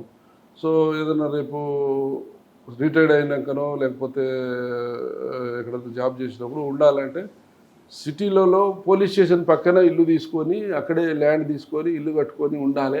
ఈ పరిస్థితి ఇట్లనే ఉంటుంది అనుకున్నాం మేము 15-20 సంవత్సరాల ముందు. ఇలాంటి పరిస్థితి వస్తుందని అనుకోలేదు. స్వతంత్రానికి ముందు భారతదేశము, స్వతంత్రం తర్వాత భారతదేశం ఎట్లయితే మార్పులు చేర్పులు జరిగినాయో, బిఫోర్ ఎక్స్ట్రీమిజం, ఆఫ్టర్ ఎక్స్ట్రీమిజం అంతా చేంజెస్. అంటే మనం 2000 సంవత్సరం నుంచి బ్రేక్ తీసుకోవచ్చు, ముందు వెనుక. 2000 కంటే ముందు పబ్లిక్ బస్సులలో ఒక విలేజ్కి పోతుంటే ఎక్కడ సడన్గా ఆగుతుందో తెలియదు, ఎక్కడ బ్లాక్ చేస్తారో తెలియదు, ఎక్కడ మందిని దింపేసి ఖాళీ బస్సులు పంపిస్తారో తెలియదు. రోజు ఒక ఇన్సిడెంట్ 2000 ముందు. ఇప్పుడు ఆ పరిస్థితులు వస్తాయని అనుకోలేదు. బట్ ఈరోజు by the grace of God మొత్తం సినారియో చేంజ్ అయింది. సినారియో చేంజ్ అయింది కదా. ఈ సమస్య ఇక్కడ ఆగిపోద్ది అంటారా? ఇంకో రూపంలో ఉండవచ్చు. ఈ ప్రతిదానికి ఇప్పుడు మనం ఒకటి చేస్తే దానికి ఇంకో రూపంలో తయారవుతుంది కావచ్చు. దాన్ని హ్యాండ్లింగ్ చేసే మెకానిజం కూడా వస్తుంది. సార్ మీరు ముంబై, ఢిల్లీ చూడండి, అక్కడ లేదా, అక్కడ ఎక్స్ట్రీమిజం లేదు, అక్కడ ఇంకో సమస్య ఉంటుంది, అక్కడ మాఫియా ఉంటుంది, అక్కడ ఇంకోటి ఉంటుంది. లేకపోతే మన దగ్గర హైదరాబాద్లో కూడా ఇప్పుడు డ్రగ్స్ భూతం వచ్చేసింది. ఇప్పుడు నక్సలైట్ కంటే భయంకరమైన ఇప్పుడు మనకు రోజు కొన్ని కోట్ల రూపాయలు సైబర్ క్రైమ్లో పోతున్నాయి. Cyber crime, drugs, narcotic drugs, road accident, ఈ మూడు విపరీతంగా సమాజంలో పెరిగిపోతున్నాయి నష్టాలు ప్రజలకు. సార్ ఇప్పుడున్న డిపార్ట్మెంట్లో మీ సబార్డినేట్స్ లేదు, మీ జూనియర్స్ అవనండి, ఈ మూడు ఇప్పుడు మనం ఫస్ట్ అనుకున్న నక్సల్ మూమెంట్ లేదు కాబట్టి ఇప్పుడు ఈ మూడుని ఎలా ఫేస్ చేయాలి వాళ్ళు? మీరు చెప్పిన మూడుని. ఇప్పుడు గవర్నమెంట్ కూడా ప్రత్యేకంగా మన గవర్నమెంట్ నార్కోటిక్ బ్యూరో పెట్టింది, anti narcotic bureau, cyber security bureau పెట్టింది. రోడ్ సేఫ్టీకి సంబంధించిన ప్రత్యేకంగా మొన్ననే గౌరవ డీజీ గారు అలైవ్ ప్రోగ్రాం పెట్టారు. ఎవ్రీ డే ప్రోగ్రామ్ చేస్తూనే ఉన్నాం. ఇప్పుడు ఈరోజు మోటార్ వెహికల్ ఎట్లా అయిపోయిందంటే మన శరీరంలో ఒక భాగం అయిపోయింది. స్కూలుకు పోవాలన్నా పిల్లాడు వెహికల్ ఎక్కాల్సిందే, వ్యాపారస్తుడు ఎక్కాల్సిందే, ఉద్యోగి ఎక్కాల్సిందే. వెహికల్ ఎక్కకుండా జీవనము సాగడం లేదు ఈరోజు. సో రోజుకు వెహికల్ రేట్ పెరిగిపోతున్నాయి, యాక్సిడెంట్లు జరుగుతున్నాయి. ఇప్పుడు మనకు ఒక చిన్న సమస్య వస్తే ధర్నాలు చేస్తారు, బంధులు చేస్తారు. ఏదన్నా బండికి గీత పడితే లొల్లి పెడతారు, హెల్మెట్ ధరించుకోరు. మన మేడం చెప్తుంది, అదే విన్నా నేను. అదే మన మొబైల్ ఫోన్ స్క్రీన్ గార్డ్ ఉంటుంది, మన తలకి హెల్మెట్ ధరించుకోరు. ఎన్ని నష్టాలు పోతున్నాయి. మన సేఫ్టీ కోసం హెల్మెట్ ధరించాలి, రోడ్ రూల్స్ను ఫాలో కావాలి. ఎవరు కావాలని నాకు బండి లేదు కదా అనుకుంటారు. బండి లేకపోతే నువ్వు బండిలో ట్రావెల్ చేస్తుంటావు కదా. స్కూల్ పిల్లలు కూడా బండిలో ట్రావెల్ చేస్తున్నారు, లేడీస్, జెంట్స్, ఎవ్రీ పర్సన్. వాళ్ళు హెల్మెట్ అంటే ఇక్కడికే కదా వెళ్తున్నాం సార్. ఏడైతే యాక్సిడెంట్ ఇక్కడ జరుగుతుంది అక్కడ జరుగుతుందో మనకు తెలిసి ఉంటుందా? యాక్సిడెంట్ తెలియదు కదా, తెలియదు కదా. అది మనకు ఒక ఎలక్ట్రిక్ ట్రాన్స్ఫారం ఉంటుంది, కిందనే ఉంటుంది. టచ్ చేస్తే కాలు చచ్చిపోతామని తెలుసు, ఆ సెన్స్ ఉన్నది. పట్టుకోరు. రోడ్ మీద ఆ సెన్స్ ఎందుకు వస్తలేదు? హెల్మెట్ ఎందుకు? డిఫెన్సివ్ డ్రైవింగ్ ఎందుకు? ముందు బండి సడన్గా ఆపేస్తాడు, సడన్గా బ్రేక్ ఫెయిల్ అవుతుంది, ఎట్లా కంట్రోల్ చేయాలి? ఆ డిస్టెన్స్ మెయింటైన్ చేయాలి. ఆ సెన్స్ ఇంకా డెవలప్ అవుతుంది. రాంగ్ రూట్లో కొంతమంది వస్తుంటారు, రాంగ్ రూట్లో వస్తారు, ఇక్కడే కదా అంటాడు. అంటే హెల్మెట్ అనేది హైవే మీదే వాడాలి అంటారు కొంతమంది. అంటే ఇప్పుడు కొన్ని కోర్టు జడ్జిమెంట్లు సిటీలో అవసరం లేదు అంటున్నారు, కానీ ఇప్పుడు మన సేఫ్టీ కోసం పెట్టుకుంటే తప్పే ఉన్నది. కోర్టు ఆర్డర్ని మనం ఒబే చేస్తాము, కానీ ఇండివిజువల్గా చెప్తున్నాం. మీరున్నాం, నేనున్నాము, పెట్టుకుంటే మంచిది కదా. సడన్గా మనం మంచిగా అవతలోడు వచ్చి గుద్దుతాడు. అవతలోడు బ్రేక్ ఫెయిల్ కావచ్చు, వాడు మద్యం దాగి ఉండవచ్చు, లేకపోతే వాడు డ్రైవింగ్ స్కిల్స్ లేనోడు, లైసెన్స్ లేనోడు కావచ్చు. కరెక్ట్, మనం లెఫ్ట్లో వెళ్ళినా వాడు రాంగ్ రూట్లో రావచ్చు. సార్ ఫైనల్గా చెప్పండి, ఈ డిపార్ట్మెంట్లకు వచ్చే వాళ్ళకి మీరు ఇచ్చే మెసేజ్ ఏంటి? రమ్మంటారా? ఇప్పుడు ఏం పని లేదు రావద్దంటారా? క్రైమ్ రకరకాల క్రైమ్ మారుతుంది కాబట్టి ఏం చెప్తారు? డిపార్ట్మెంట్ అనేది నిరంతరం అప్గ్రేడ్ అవుతూనే ఉంటుంది. వచ్చేవాళ్ళు కూడా పరిస్థితులకు అనుగుణంగా ఆ రోజు మేము చేసిన పని వేరు, ఇప్పుడు కొత్తగా వచ్చిన ఆఫీసర్లు చేసే పని వేరు. ఆ రోజు కంప్యూటర్ లేవు, ఆ రోజు సెల్ ఫోన్ లేవు. మేము ఈరోజు చూస్తే అంత కంప్యూటరైజ్డ్ యుగము, ఈరోజు అంతా సైబర్ క్రైమ్లు కొత్త. ఆ రోజు సైబర్ క్రైమ్ లేదు, సెల్ ఫోనే లేదు, నెట్వర్కే లేదు. ఇప్పుడు సో కాలానుగుణంగా మారుతుంటుంది, పరిస్థితులు మారుతుంటాయి, మనం కూడా మారుతుంటాం, డిపార్ట్మెంట్ కూడా మారుతూనే ఉంటుంది, రూపాంతరం చెందుతూనే ఉంటుంది. వెల్కమ్. సర్వీస్ చేయాలి, ప్రజలకు సేవ అందించాలంటే మంచి ప్లాట్ఫాము. మనం ఒక పోలీస్ ఆఫీసర్, ఎస్ఐ కావచ్చు, ఏ ర్యాంక్ అయినా కావచ్చు, ఒక యూనిఫామ్డ్ ఆఫీసర్, ఒక ఐడెంటిటీ. అదే వేరే డిపార్ట్మెంట్లో ఆఫీసర్స్ ఎవరున్నా కూడా వాళ్ళకు ముందు ఎవరు వచ్చి సార్ పలానా సార్ అని చెప్తే ఒక ఐడెంటిటీ తెలుస్తుంది. బట్ పోలీస్ అంటే ఒక యూనిఫామ్తోనే చూసి అందరూ రెస్పెక్ట్. మనము కరెక్ట్గా పనిచేసి మనము ప్రజల సేవ చేయాలనుకుంటే ప్రజలు బ్రహ్మానందం పడతారు. ప్రజలు మనం పనిచేస్తే నెత్తిలో పెట్టుకొని చూస్తారు. సో పనిచేసే సేవ చేసే గుణం ఉండాలి అంటే చేయవచ్చు పక్క. వెల్కమ్. అందరూ వచ్చే వాళ్ళకు సేవ చేయాలనే దృక్పథం ఉంటే రావచ్చు. ఒకప్పుడు ప్రజల్లో విపత్తు లేచిన ఉద్యమం క్లైమాక్స్ ఇలాగుంటుందో, ఈ విధంగా ఉంటుందని ఊహించలేదంటున్నారు నరేష్ కుమార్ గారు. ప్రజలు బ్రహ్మరథం పట్టిన ఉద్యమం ఈ విధంగా డౌన్ అవ్వడానికి కారకులు ఎవరు? అసలు ఎన్కౌంటర్ ఎలా జరుగుతాయి? లేదు బూటకు ఎన్కౌంటర్ అని ఆరోపిస్తే ఎలా చేస్తారు? ఒక రియల్ ఎన్కౌంటర్ జరిగితే ఏ విధంగా దాన్ని సీన్ ప్రెజర్ చేస్తారు అనే విషయాలు పూర్తిగా తెలుసుకోవాలంటే ఖచ్చితంగా నరేష్ కుమార్ గారి ఇంట్లో చూడాలి. ఇక పోలీస్ డిపార్ట్మెంట్కి రావాలనుకున్న వాళ్ళకి ఒక ప్యాషన్ ఉండాలి అంటున్నారు నరేష్ గారు. ఏదో డబ్బులు సంపాదించాలని కాకుండా ప్రజలకు సేవ చేయాలనే ఒక మంచి అభిప్రాయం ఉంటే ఈ డిపార్ట్మెంట్ రండి. కానీ వచ్చిన వాళ్ళందరూ కూడా ఎప్పటికప్పుడు కాలానికి అనుగుణంగా మీరు కూడా మార్పు చెందితే ఈ డిపార్ట్మెంట్లో మంచి సర్వీస్ చేసిన వాళ్ళు అవుతారంటూ నరేష్ కుమార్ గారు చెప్తున్నారు. ఇది ఈ వారం నరేష్ కుమార్ గారు ఎక్సలెంట్ ఇంటర్వ్యూ. వచ్చే వారం మరొక ఇస్తాం, మళ్ళీ కలుద్దాం. అంతవరకు నమస్తే. థ్యాంక్ యూ అండి. Thank you very much. Thank you.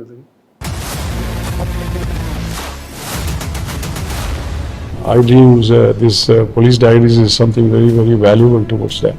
I must really appreciate Murali, your insights. I Dreams founder and CEO చిన్న వాసుదేవ్ రెడ్డి గారితో మురళీధర్ క్రైమ్ స్టోరీస్ చాలా ఫేమస్ అయిపోయినాయి. గౌతమ్ సవాంగ్ గారు I congratulate him for doing so well, and I congratulate him, his boss also. So well.